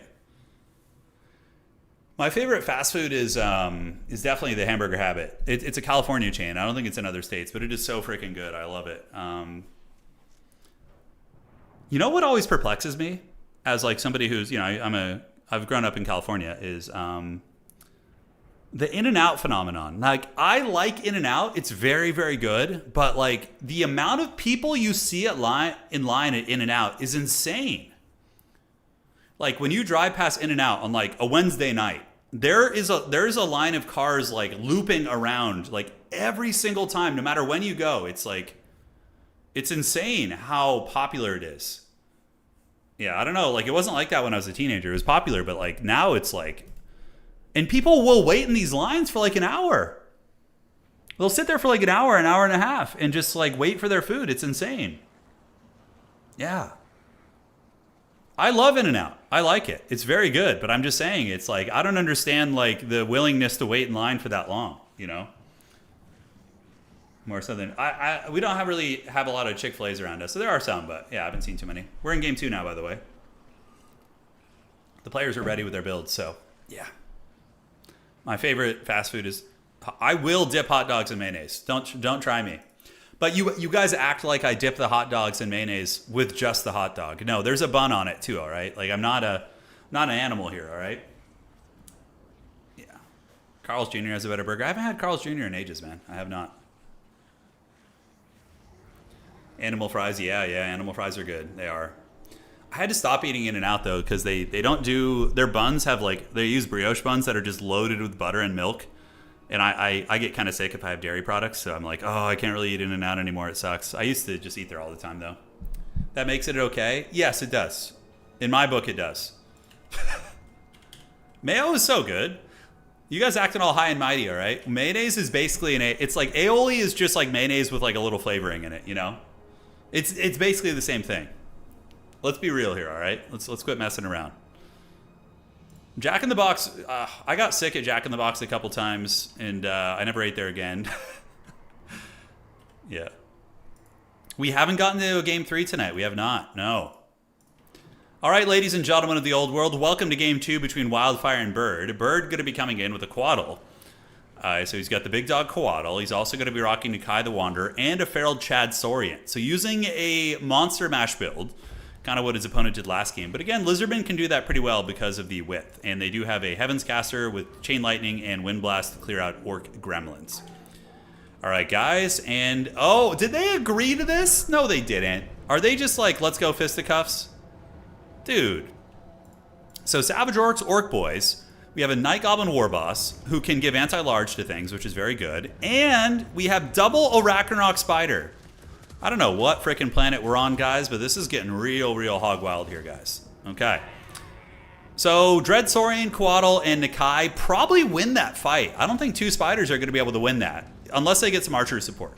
If they get a little bit of archer support, they might be able to pull that one out. But, yeah, the Dread Saurian and Nakai are invisible right now. The crouching Quaddle, hidden Dread Saurian, dude. Oh, let's go. Water Faucet. Yeah, I think I've had one of those. Yeah, I think I have. I am pumped for this. Here we go. Nakai the Wanderer and the Dread Saurian are hidden. He knows something is hidden under there. He just doesn't know what yet. On the backside, it's going to be Salamander Hunting Packs coming in to provide anti-large shots against the Arachnarok Spiders. Not that he needs that. And the Orc Air Boy is going to be zeroing in. And now the ambush is going to be in full effect. All right, moving in is the big Feral Dread Saurian and Nakai the Wanderer. Oh, yeah, monster kaiju fight. This is just like the Haggard fantasy, just like big monster fighting. So Dread Saurian is clashing, Quaddle and Nakai are in the mix. Curse of the Bad Moon activated despite of the Bad Moon, giving an extra anti-large to the spiders, and they're doing okay damage against the Dread Saurian. They're pretty meaty little fighters, and they do have some Orc Boy spears with them as well. Chain Lightning activated from the Skink, and the Goblin is going to be surging for it. Certainly needs to provide some buffs if he can. And will the spears from the Orc Boys be enough to make a difference in this fight? That is going to be some sort of witchcraft being activated, and it is going to be what appears to be Uranan's Thunderbolt from the Quaddle. Rampage is the Dread Saurian, and Sneaky Stabbin', they're all just kind of unloading their payloads here, guys. Who's going to win this big Haggard monster fight? Is it going to be Bird, or are the Orcs going to get him? Reinforcements from the dinosaurs coming in. It's going to be Ripperdactyls, but we also see Salamander hunting packs, which will do nice anti-large damage against the Arachnox, although armor will mitigate a large portion of that damage as well. It looks like the spiders are going to be the first to, you know, call chicken. You guys ever seen that old school movie with James Dean, Rebel Without a Cause, when they have that like chicken scene with the cars? It's kind of like that. And yeah, the Arachnox spider is going to be fleeing the scene. The Chad Dreadsaurian establishing dominance and forcing the spiders back. The spiders still have a little bit to give, but we will see if they can stabilize there. Looks like the spiders going to be coming back, trying to peel the Ripperdactyls, which is a good play. And now we got the Squealing Pigs coming in, guys. Sweet Pig! Give me your best hog call here. But the hogs get in, and they get a nice charge there. Certainly some impactful damage. So objective situation, the lizardmen are holding on to both objectives. They do have their cohorts fighting goblins on both points. And they seem to be doing reasonably well. But the orcs do have a lot of units here, guys, and have the lizards delved too greedily and too deeply? They may have. Nakai is now partially surrounded by orc boys. Although Dreadsaurian is a really good bunker buster unit, they do have some good magic as well. The Wog is active, so the spiders and everybody on the battlefield is going to be getting some orcish steroids, as the orc boar boys, unfortunately, are going to be on cleaning duty against skink cohorts. Not what they want to be doing, but we'll see if it works out. But yeah, the lizards are a little bit overextended, guys. Still in okay shape. The Dreadsaurian is taking a lot of damage, though. He's getting hit by the goblins and both Arachnox spiders, and both spiders are low as well. Nakai and Bird needs to focus fire a little bit more on those units. He's being a little bit lackadaisical with the big men, because he could have these spiders probably finished off right now. So Nakai's going to be coming in for the boinking. Rampage Fermented Fungi is active, and we do get a Rev Crystal coming in to heal up the big man, and that's going to be very good. Healing that Dreadsaurian with 8 charges, or 7 charges of Rev Crystal is so freaking good. I think it's 8 charges, I'm not sure, but no, I guess 7.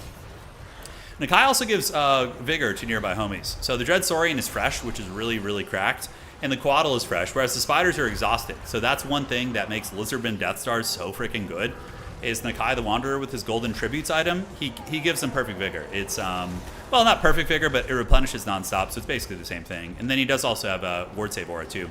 Which, look, if you take 10% HP off all these Lizardmen monsters, they would have probably lost this fight. That's for sure. So the battle rages on the backside. Rev Crystal coming in to try and help out. Lizards are still holding on to the points. If you're the greenskin player here, you probably start playing the objectives and ignoring the big Lizardman monster mash, but I don't know if you're going to be able to. The Dreadsaurian gets broken by the spider, actually. So the Chad Arachnox spider and the Boarboy Biggins able to get enough sustained pressure in there to actually break the Chadsaurian. And if the Chadsaurian gets ratted off the battlefield, isn't able to be used, I mean, this game will probably go to the orcs. Right now, Bird needs to get these cav right there. He needs to do it. Get the Cold Dawn Spear Riders and come and save the Dreadsaurian. If that Dreadsaurian is truly gone, it's probably going to be too much. I think that the Greenskins might be able to overwhelm them. All right, he brings the Cold Dawn Spear Riders down. He peels the Orc Boar Boys. The Chadsaurian is still terror-routing things as they chase. The Quaddle didn't hear no bell, getting the Primal Roar from Nakai. And he takes down the Spider. The Quaddle Beast getting it done. And now homie's going to be rampaging back and across. Spear Riders trying to save the Dreadsaurian. If the Dreadsaurian rallies, I think the Lizardmen win this. If the Dreadsaurian gets taken out, I think Greenskins have a chance. It's going to be tight. Middle objective, Dirk and Swighopper is taking that one. And it looks like the Greenskins are going to be getting a triple cap right now. So the homie's going to get all 3 objectives right there. And the Dreadsaurian is being hunted by the remnants of some Spear Rider, or some Boar Boys here. Calling to the backside is going to be what? Feral Cold Ones. Yeah, get there, save the Dreadsaurian, save the world. Wasn't that like the hero thing from early 2000s? I think so. Regardless, the Quaddle still rampaging around. Nakai the Wanderer surrounded by Boarboy Biggins, but he didn't hear no bell. You might be able to terror route them with the Quaddle, to be honest. And the Rev Crystal has been a great source of help. Wind Blast and Chain Lightning going to be very devastating here. We do see the Skink dropping a big fat Chain Lightning, so he drops it like it's hot on those guys. That was a nice one right there. Very, very good stuff indeed. While the old cohorts come across. And here, ladies and gentlemen, the Dreadsaurian needs to be saved. He's so close to rallying. The Feral Cold Ones dropped their order for a second, it looks like, but here they come. And if the Dreadsaurian comes back with like 3,000 HP, that's going to be a big problem. So the Velociraptors on top of the Orc Boarboy Biggins. Right now, Wildfire is spam clicking to get the Dreadsaurian off the battlefield. And is he going to run? Oh, looks like he is. All right, so the Dreadsaurian is gone, and now there's a chance for the Greenskins. Still going to be hard, you know, with the Terror still being on the battlefield with the Quaddle and the Bastillodons, but maybe he'll be able to whip it out. We'll see. Stone Trolls are in the mix. The Goblin is still alive. Ripperdactyls are ripping and tearing on most of the infantry units. And it was Heroes. Yeah, I remember that from way back in the day. Man, I'm rewatching The Wire right now. I watched like sporadic episodes when I was like a kid, you know, when I was like 13, 14. And I don't remember any of it, but the show is great, The Wire. I'm really enjoying it. I didn't remember anything. Like, just all it feels like watching a new show. It's the great part about getting old. You don't remember. You can rewatch shows, and it's great.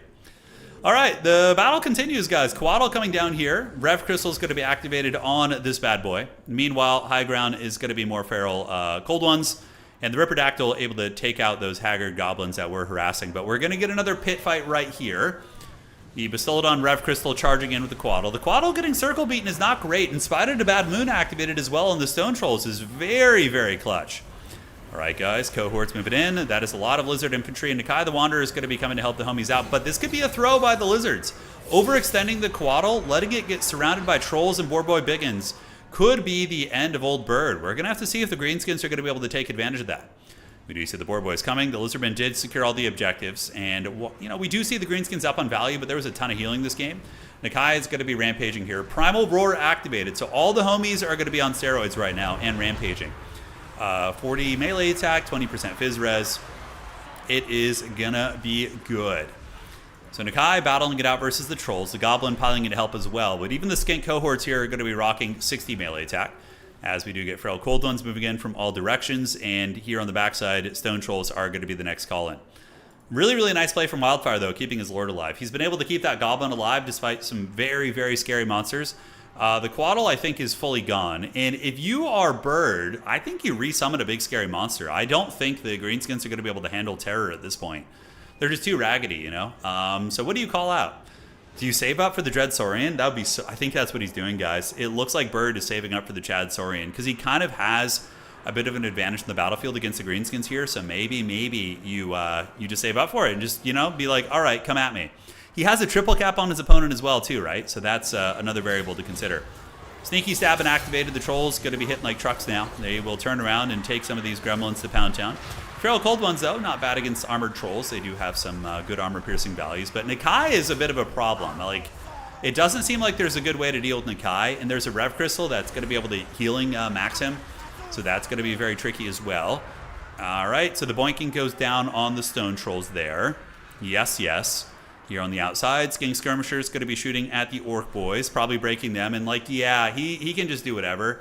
I think cohort of, the cohort of Coatl is going to take whatever the Greenskins call into Pound Town. I think this game is over, and yes, the Rev Crystal does cause terror as well. That's what's really cool about Bastiladons, a very cheap source of terror to have in your blobs. Now the little Gobbo's a little bit trapped up as well, guys. Looking a little bit cagey for him. 1,000 points is on the horizon here for Bird as he gets his 3 victory tickets. So looking very, very cozy there. As here comes the cohort of Coatl, reinforcing. The Ripperdactyl still in the mix. Could be very useful, actually, for just like picking off like errant infantry units that are kind of out and about on the map.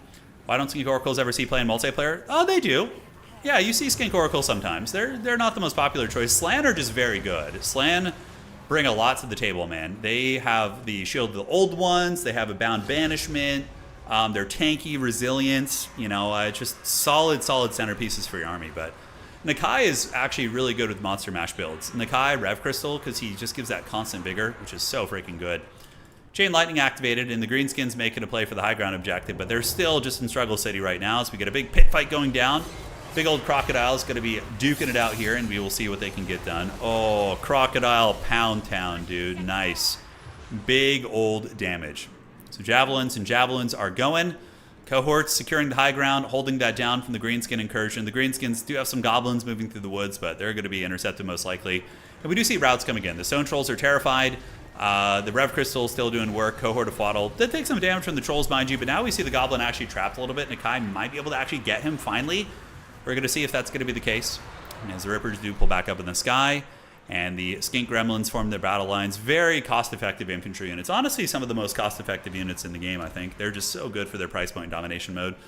All right, moving across, more Skinks and Cold and Spear Riders, so they will be able to resecure Objective 3 even if it is taken. And the pit fight here is being lost. Nakai is like buffing everybody, right? So Golden Tributes, it buffs everything in these blob fights. And this game has basically been all blob fights non-stop, right? So just, you know, Golden Tributes and Vigor.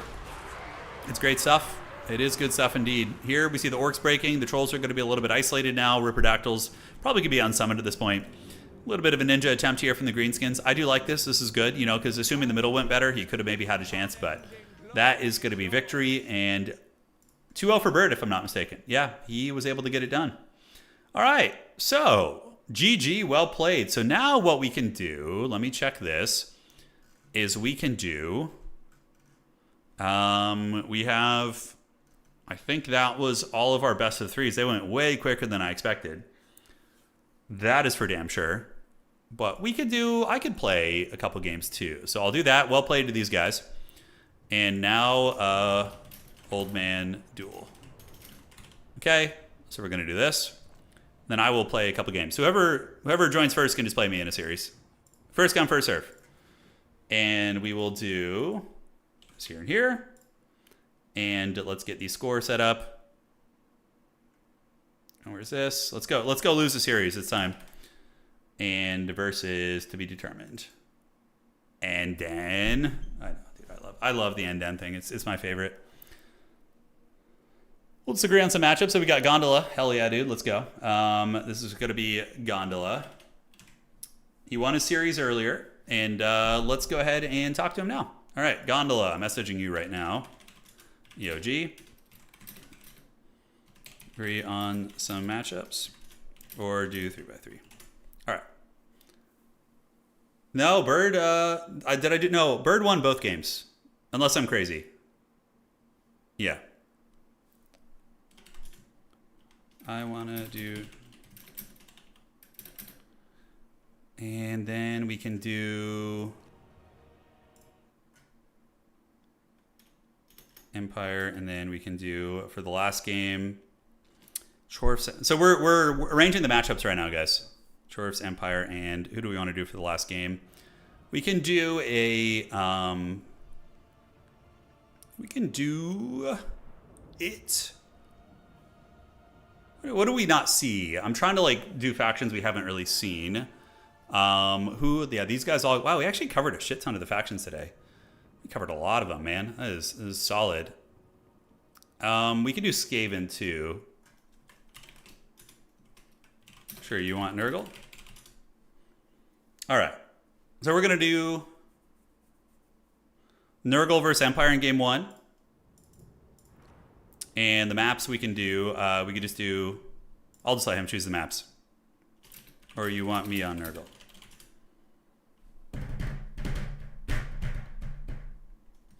So pick a faction you want versus one of the top ones. Sure. Okay, Nurgle versus Emp. What map you want? Okay, so we're going to do Nurgle versus Empire in game 1. First Gondola.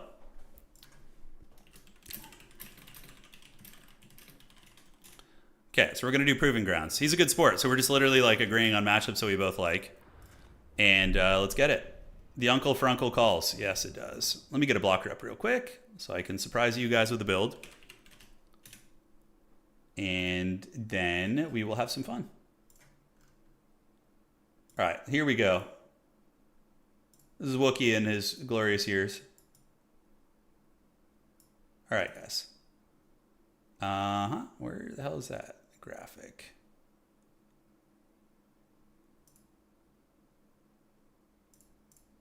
All right. So we got Nurgle versus Empire on Proving Grounds.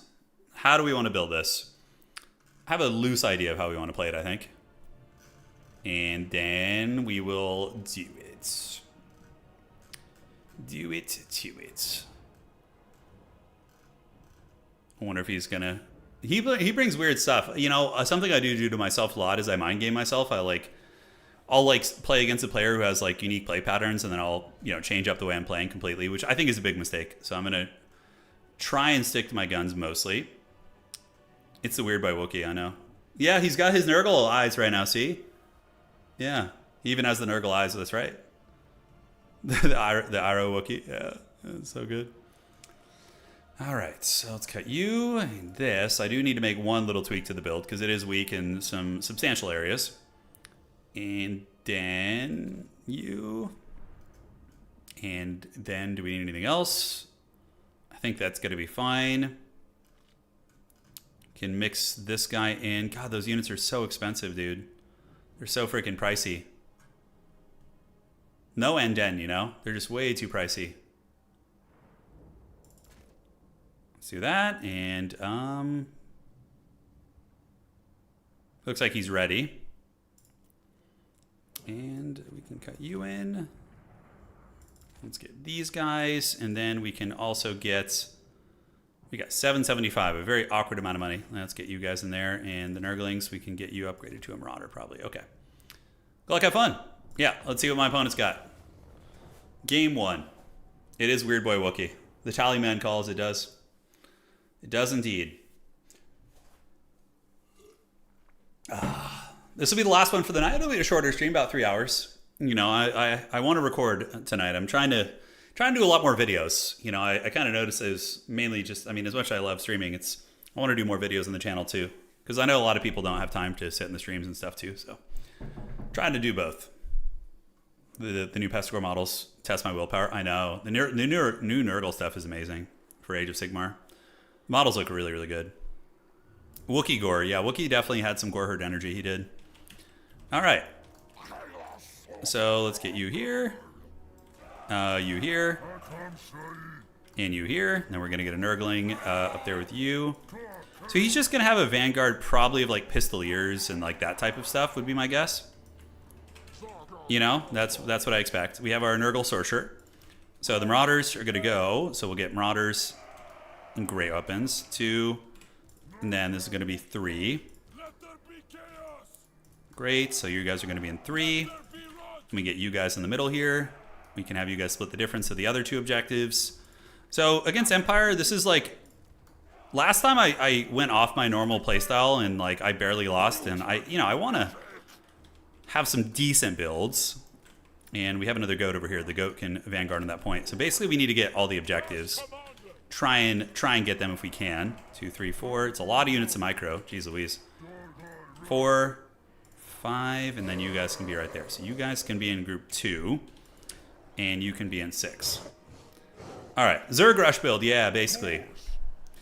I'll definitely be getting back into 40k pretty heavily in the summer. I really, really wish... Yeah, so our living situation isn't going to be up in the air soon. It's been a bit chaotic here. It's we got a notice that we have to move out of our current place, and it's like we've been like desperately looking and running out of time. But I think we finally found somewhere. So once we do that, like I can look into the tabletop stuff too. I don't know. We'll see.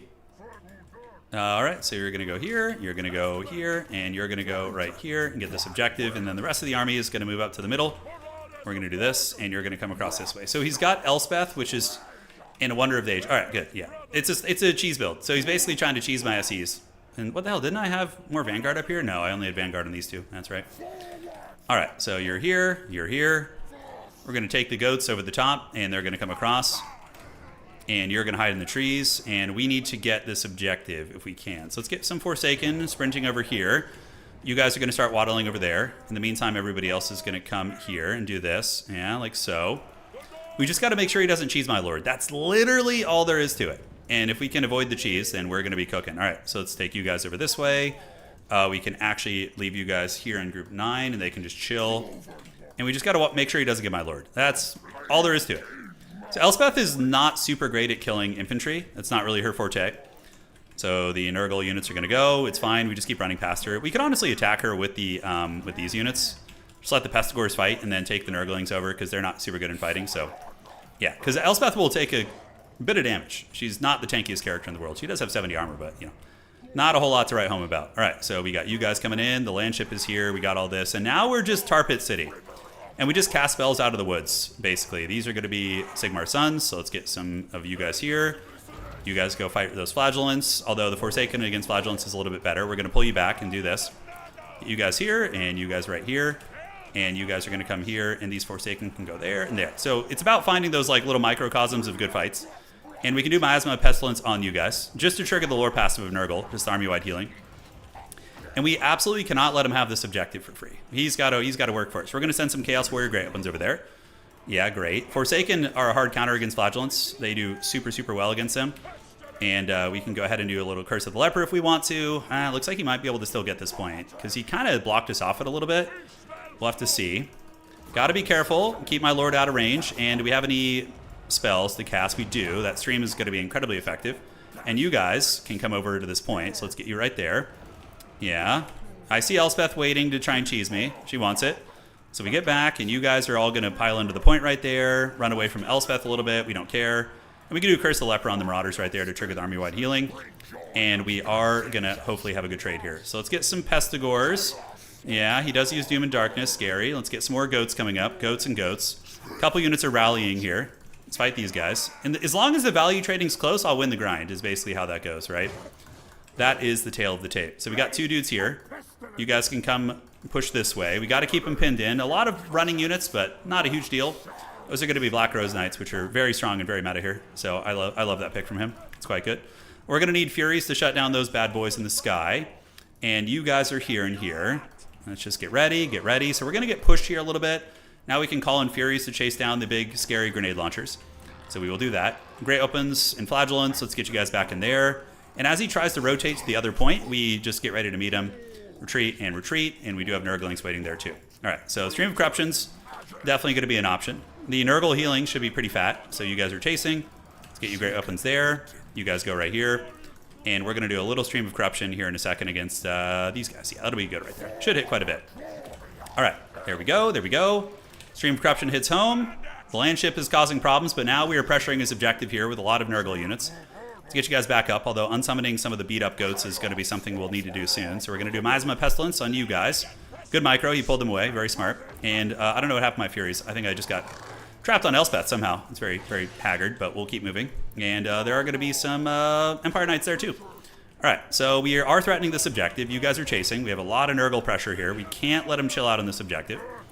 Yeah, got to keep that pressure on. Over here in the middle, I think we're okay. The Great Opens should trade reasonably well here. Put a little Curse of the Leper on you guys. And do I want to call out? I think just more goats. Let's just do more and more goats. For him, this is like Horde mode survival challenge. You know, that's very much what it's like in this matchup. I don't think he's making me play for my outside objective. We could pull a Great Open over here too.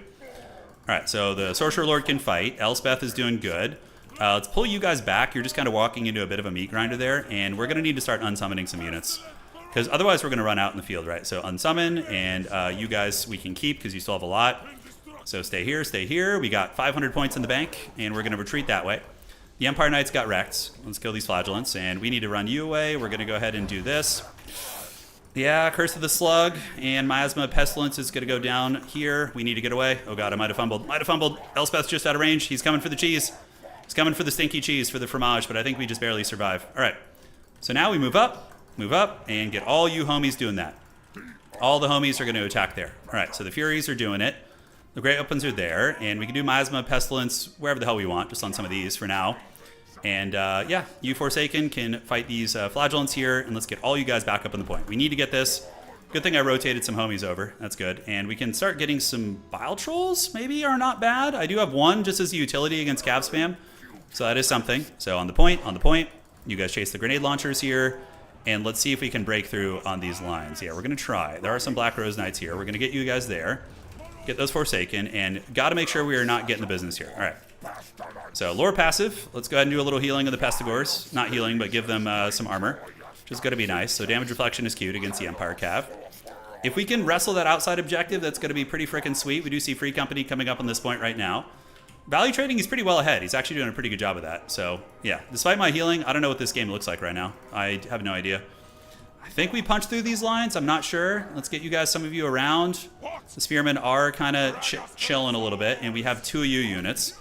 Our army's very wide, so the heals are going to be plentiful. And yeah, I think the Marauders will get there in time to defend this objective. So we're going to take 2 Marauders over here. Bile Trolls are going to be on the way as well. I could send Bile Trolls in the middle, but they're just going to get terror-routed. So maybe Bile Trolls over this way. Grenade launchers are still going. I need some Furies to shut them down. So we're going to take you goats around the outside to try and shut that shit down. We're going to move our Chaos Sorcerer over here. And some Forsaken need to be unsummoned right now. Or they could just be used to chase the grenade launchers, which isn't a terrible use of them. All right, so the boys are going. Nurglings should have that point on lock with the Marauders coming in. You guys are going to surge past. And we do get that pressure going. And can we get a Stream of Corruption anywhere? The landship can only be so many places at once. I think just unsummoning these guys is better. And we do have some Free Company. Great. So Free Company are there. Let's do that. We're going to need a Fury to keep that grenade launcher in check. We are holding on to the points well-ish. Do we call it a poison hound here to try and help? Or maybe, like, do we start Marauder Horseman spamming? I don't know. Yeah, I don't know. All right, so we are cleaving through a lot. We have a lot of healing. And he can only be so many places at once with his SEs, right? There is that variable. Marauder number 1 needs to go right here. Marauder number 2 needs to get there. If I lose that outside point, it's actually really bad. Let's do a Stream of Corruption down the pipe on you guys. On the 2 Empire Cav. We're going to run you guys this way. Yeah, we do get that stream. Yeah, it tickled a little bit of a pickle. Not bad. So let's head this way. So yeah, we're pretty behind, but I'm hoping the Marauders will be enough to get us back here. The Landship and Elspeth are trading well. Nurglings, I think Marauder Horsemen are going to be better now. Yeah, so let's get the Marauder Horsemen coming. We're going to run a little bit. The Trolls are being attacked by what appears to be a couple units here. So we're going to do a damage reflection on them. And yeah, we could bring our character in, but I'm a little bit nervous about getting Elspeth. Did I forget about these Horsemen for like 10 minutes? I think I just AFK'd some Horsemen here. Yeah, we'll try. All right, this objective is going to be stabilized. We have a points lead. You know, we got a little points lead. It's not much, but it's something. The Bile Trolls actually get broken there. I didn't expect them to break that quickly, but I guess they did. And we can go ahead and do a little slow. Yeah, drag those Empire Knights down just a tiny bit. Do a little bit of this. And I think we're going to want to call some Forsaken in a moment as well. So keep dragging them through the mud here. Homie's going to do a Stream of Corruption. Let's just do a basic one here on these guys. No, let's wait. Let's wait. Throwing axes on you, and Furies on the grenade launchers are an idea. And now we can go ahead and press this objective. And we can do a little bit of this and a little bit of that. Yeah, call you guys in. Let's go. And the Trolls are still gone. Oof, that's rough. Okay. Stream of Corruption will be nice in a moment. We can do a Miasma and Pestilence just to trigger the healing passive. You guys come here. Horsemen keep kiting. Yes, so let's drag those guys through the mud a little bit. So we're going to get them here. In the meantime, you guys go there. Attack, attack, attack, and attack. Hopefully it's going to be a little something something. And we need to call in Furies and Vanguard to deal with those grenade launchers. They've been basically causing huge havoc this entire game. All right, if we can rally these Bile Trolls too, that's pretty big. So let's get these Flagellants, cook them up pretty good. We're going to do a little bit of that. Great. So we are losing capture weight here. We are dragging down the Empire Knights. Also, yeah, you great weapons can go over there. Okay. And have we gotten these damn Empire Knights offline yet? Yeah, the Landship. It's causing a lot of mischief, isn't it? Do I need to rotate to the other side? Like, value trading is close, considering all the healing I have. I think we got to run this way. Yeah, and Furies are going to run across. Do we have any great weapon presence here that can actually get through? Let's see, and Nurglings and whatnot, you guys are going here. He does manage to get this objective. The Bile Trolls actually were kind of a bit of a fumble. Yeah, we couldn't rally them. Furies are coming across. I mean, I can use them to hunt grenade launchers and whatnot, but I think we're out of steam a little bit. I think he's got us. He's played a very good game. Very, very good game. I think people have figured this matchup out. I remember there was a time where I felt pretty confident in it, but then, like, I think people just started to figure it out. Forsaken in the mix. We have time to value trade back, though, guys. We do have a lot of time, so we'll try. All right, let's get on these Empire Knights. Let's attack right there. See if we could rally the Bile Trolls. I seriously doubt it, but we'll try. And we have a little bit of a presence going here. And let's get these Furies to loop around and just waddle that way. And the Nurglings are still fighting. Yeah, let's get you guys going. Let's get these Nurglings back. Maybe break through these guys. I don't know. And how much magic do we have? Not a whole lot. We can do a little something something here. All right, so Forsaken are coming. And we can get some Nurglings in the Vanguard. Try and ninja this point out.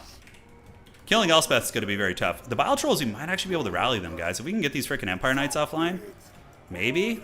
And I think he's on a Rot Beast, too, so he's actually going to be a useful little fighter here. All right, let's get the grenade launchers. The Nurgle forces are still gremlining around the map. The Landship is out of steam. We're down a couple thousand value, but with Nurgle, you know, army-wide healing, it's not that big of a deal. It's pretty expected, actually. And the Furies are coming. We're going to chase the grenades down. Elspeth is also coming. She's been waiting the entire game to get that coruscating blast on me, just with a huge rage boner. Let's get on the Forsaken. We're going to get our Lord away. You're going to dive the grenades, and we can slow you guys down because it'll spread. It actually works now, which is great. And you just keep attacking here. And do we want to call in more Forsaken? That is the question. They're pretty freaking good against all these type of units, you know? All right, so the grenade launchers are getting taken offline. We can throw at Elspeth a little bit. 850 is going to be our next call in right there. So let's do that. We're going to call you guys in. And we can do a little bit of Miasma and Pestilence here. Throw at Elspeth ever so slightly. Chase the grenade launchers. And you're going to chase the grenade launchers as well. Is that a Fate of Buna or a Spirit Leech? Oh, Doom and Darkness. Okay, that's cool. Oh, the Trolls, they've returned. That's huge. That's actually hugely helpful, guys. And I think I'm out of magic now. So the healing shenanigans are a thing of the past. He's going to try and get me with the core skating blast at the moment. Do we have anything over here that can still fight? Yeah, we got a couple little dudes there.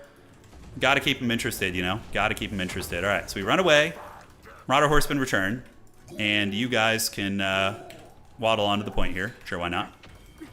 He core skating blasted my freaking my Marauder Horseman there. That's pretty funny. I love it. All right, Bile Trolls. Let's boink you guys.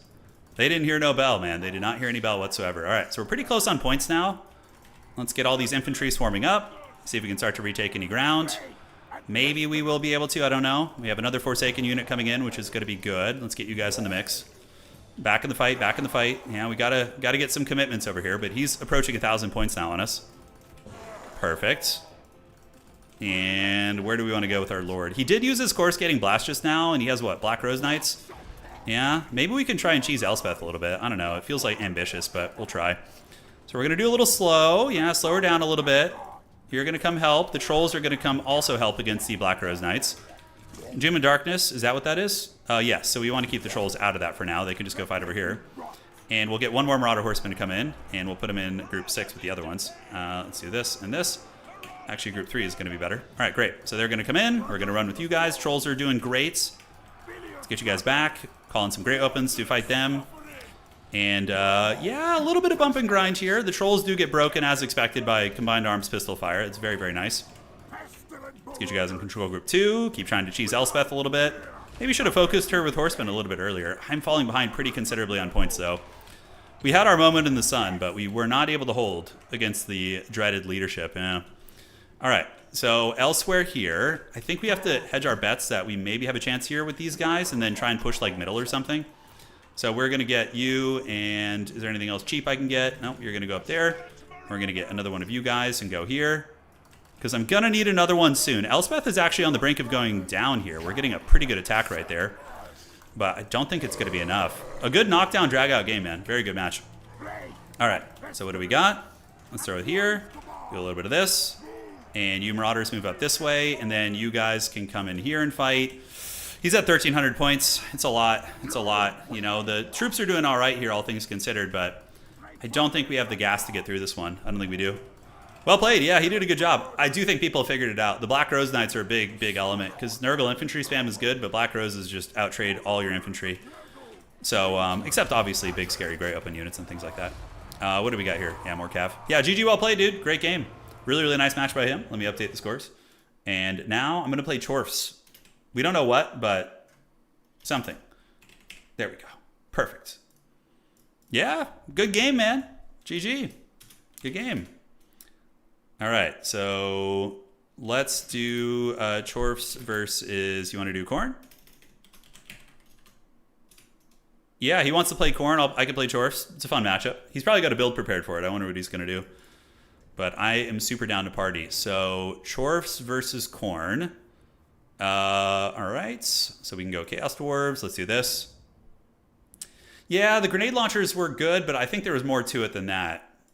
Like, there was big blob fights, and actually the leadership was pretty good. Okay, so what map do we want to do? We'll do Imperial Road.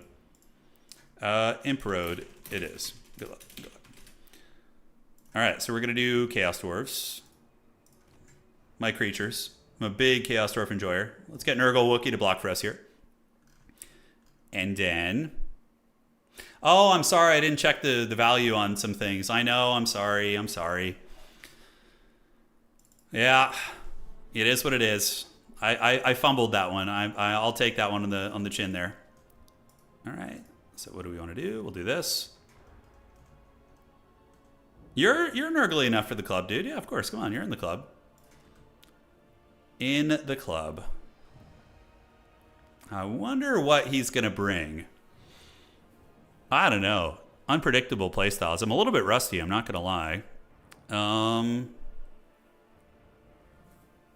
That's probably good. Let's do a little bit of that. I like it. I dig it. And then for the rest of the army, get some of you homies. Great.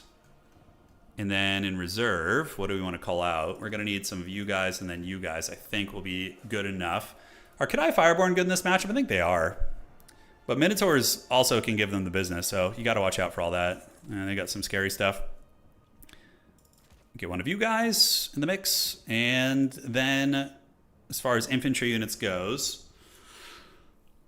The Dreadquake Mortar probably is a little bit stupid to do here, I think. It's a fool of a took play, for sure. Yes, I think that's super cool. Obviously not the strongest play, but it is the coolest play. So we're going rule of cool tonight a little bit. And we can get you guys there too. All right. Let's do that and that. I'm throwing chevrons on my unpaid interns. That's how serious we are this game, guys. Yeah, the leadership bomb was good. Yeah, it was actually pretty effective. Cool strategy. I thought it worked very well for him. Now, what does the Iron Demon actually do here? I think he's got like a lot of big stuff that's kind of problematic. The Death Shriekers are fine. We get one of you guys in reserve. And then we want to get the Destroyer. I mean, yeah, the Destroyer's not the worst. I'm going to do Imperial Road as the map, by the way. It's not the worst. Khorne does have some scary anti-large stuff, like the Minotaurs and all that. I think double artillery is like too much. I think people will just anticipate the hell out of that. And then we can get another one of you. That actually fits pretty well for the build. Fairly interesting.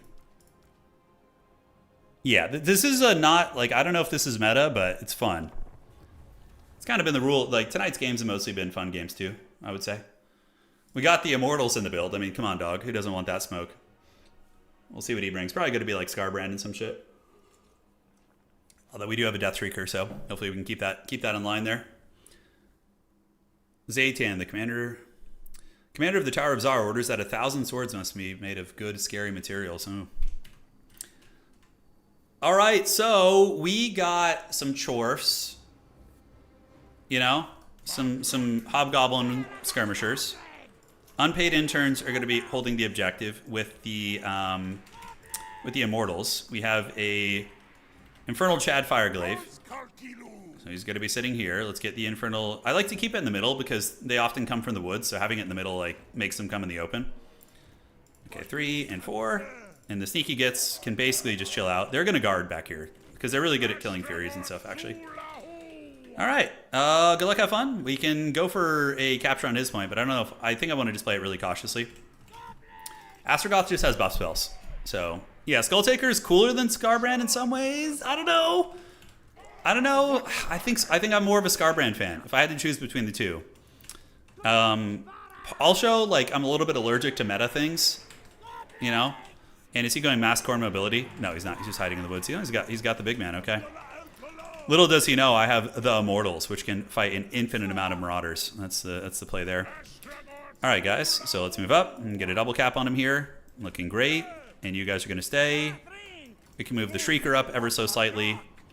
And, yeah, we're going to hold on to the points. Let's go get the middle now. Arbal the undefeated, huh? Cool to see Arbal. Arbal versus Astrogoth is a fun fight. The chariot meta, you think it's coming? Yeah, he's staying out of range of the Death Shrieker, for sure. He knows. The boy knows. All right. So let's go grab the objective here. We got a lot of Marauders in the woods. So a lot of capture weight. Oh, Skull Reapers, too. Nice. Okay. So he has some good units. First things first, we call out the Hashit Stark Ravagers are going to be the play. Yeah. Let's go shoot some Skull Reapers in the tree line here. And we can even use some rockets to shoot at Marauders if they decide to move up. You know, we'll see. Infernal Chad Fireglaives are going to be right here. We'll use them to punish, and we do actually get some HP off Arbal, which is funny. And yeah, he's just kind of playing cautiously. He's going to call in a bunch of stuff at once and make it a big blitz. Or call in Minotaurs with Grey Opals. Good choice. A fine choice. Let's see if he's still microing. He might slip up here. Yeah, he's microing. The boy has got the micro. And the Death Shrieker... do we want to move it up the hill a little bit? I think it's fine back here. Staying disciplined with the Death Shrieker is going to be good, I think. All right, take Fire at Will off, and we're going to go shoot at the Skull Reapers. You don't have a lot of mitigation for those damage types. We're going to get the Hashit Stark Ravagers to come over here. They're going to chill. We're going to shoot these guys. And the Marauders might advance up. We'll see if they do. We're just going to stay a little bit more deep set. Yeah, you got to be disciplined with those units. Skull Reapers are not very good against missile attacks, I don't think. Yeah, so just peppering them is good. I think Arbol would he beat Astro Chad? He probably would. So I don't know if I want that. Angles, yeah. Keep the guns in the open. Maintain the value lead. Astro Chad can go farm these Marauders. I kind of wish I had brought like some magic, like damage, instead of just buff spells. You know, let's shoot the Minotaurs there. Hatchet Stark Ravagers are on standby. Yes and yes. He's gonna eventually collapse in my back point. At which point we'll happily fall back and just chill. Fire Will here. You know, we got a little bit of damage to the Minos. And next up, we need to call out some anti-large guys, for sure. All right, let's get back in. We actually got a bit of damage on Arbol. I'll take it. Every little bit counts. Blunderbusses, Deathshriekers. Yeah, those are all good against large stuff. And we actually get a rocket on him. Nice. Oh, rocket to the face. The rocket's red glare. Yes, good, good. So homie took some damage. Let's do that. He's got another Minotaur coming out. So he's going to be trying to overwhelm pretty freaking hard here. Let's keep you there and put you in guard mode. We don't want to extend too far. It's very easy to be baited in, but he's doing the dreaded build-up strategy. With the black... Arbol's those base stats are just a lot higher. I mean, the HP is, let's see, 5.4. I do have more HP. Astrogoth is tankier, so I could maybe pull that one out. Maybe. All right, so what's it going to be here? Let's get another volley right there. Yes, on the Minotaurs. Farm them. Farm the Minotaurs. Yes, in the trees. Deathshriker. Is he just teasing me? I don't know if he's just teasing me or not, but he is going to get in range of my rockets. Yeah, and he's going to probably eat another one, which is great value for us. Call out there is going to be Corngors. Yeah, I don't have the best answers against Corngors, although I do have some elite infantry. He dodges that Shrieker there. Clever girl. All right, let's get the Bull Centaur Renders out in the mix. I'm kind of tempted to go take my Hatchet Stark Ravagers over here and just go farm a little bit with Astro Chad. You know, and just hold it down to this point. We're going to get you guys to the ready. The deal with the onslaughts coming down the hill. And keep farming here. Yeah, the red rocket's going, man. It is. Yeah, you guys can stay close and guard that. Anything I want to shoot at here, we'll try and get a cheeky little shot right there. Corngors and Hatchet Stark Ravagers could clash. Okay, let's shoot at some of the Skull Reapers. We do actually hit him a little bit, which is cute. I could move the Deathshriker up a tiny bit. Arbol is getting in range here, so just unleashing on him is always good. And it looks like he's coming now, yeah. His units are moving out of the woods, so there's that. Okay, let's get you here, and you here. We might lose that objective and get stuff back, but even if we do, I think we'll be okay. The big thing, you know, is just to make sure I hold my home objective. Arbol dodges a rocket. Takes some skill to do that, for sure. We're going to start shooting at the Minotaur since they're easier targets. They're more guaranteed. Astro Chad is pulling back. We're going to get the Dark Ravagers to prepare here to fight those Minotaurs, and here he comes. All right, so he's thinking about charging here. He wants it. The guns here at the ready. We can call in a Cathay Fireborn to clean up infantry pushes from this side. And let's get you guys in the back. Astro Chad is going to come here. Let's get the Immortals fighting right there. You guys fighting right here. Hatchet Stark Ravager is going to go this way. And we're going to need to move our guns that direction as well. All right, so the Hatchet Stark Ravagers on the Skull Reapers is good. We're waiting to see where the Minotaurs are going to go. Let's tighten up, tighten up. Let's get in the mix, get Astro Chad in there. And yeah, it's going to be a pit fight, all right. That is for sure. So you guys shoot here, and let's get you guys right there, and you guys right here, and then the Goblins can go fight there too. We're going to do a little Flaming Sword of Rune action just to buff the boys up. All right. So all hands on deck, and we're going to take the Cathay. We just need to reclaim our objective in a somewhat expedient manner. We'll see if we're going to be able to do it. All right, so the Hobgoblins are there. He's not pressing my home business yet. The Immortals and company are doing good. Let's run away from Arbol, though. We don't want that smoke. And are we winning this fight over here? We should be winning it. Yeah, we should be. All right, Cascading Fire Cloak on the Hatchet Stark Ravagers.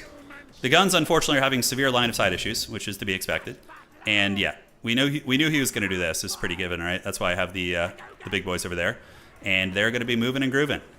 So far, so good. A very messy opening. The guns are not quite able to get line of sight, which is making me very sad. Let's see if we can shoot these ones. And it looks like they're going to land right there. So let's do this, and we can call it a Hobgoblin on their back and just farm the Furies for value. And these ones can dive right here, and then we can have you go help there. All right, the Immortals are grinding well. The Dark Ravagers, unfortunately, are about to break. We do get a big push on those guys. And it looks like that objective is going to be secured. Let's get some Blunderbusses coming up. They can move up and do a little bit of shooting.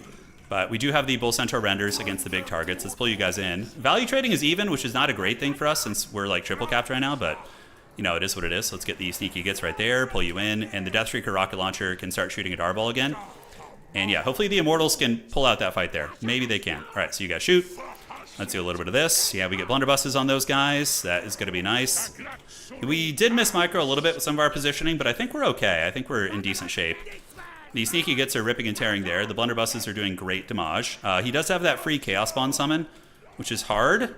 But now I think we just play a little bit of mobility, actually, and try and play for the objectives and stuff. It might not be bad. So Astrogoth is fighting. We still have the Cathay Fireborn fighting in the mix.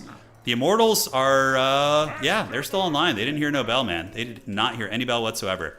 We're going to take you guys and go start playing his mobile points here. The blunderbusses, what could we shoot? The spawn are going to be disappearing, so he will be a little bit weaker in a second.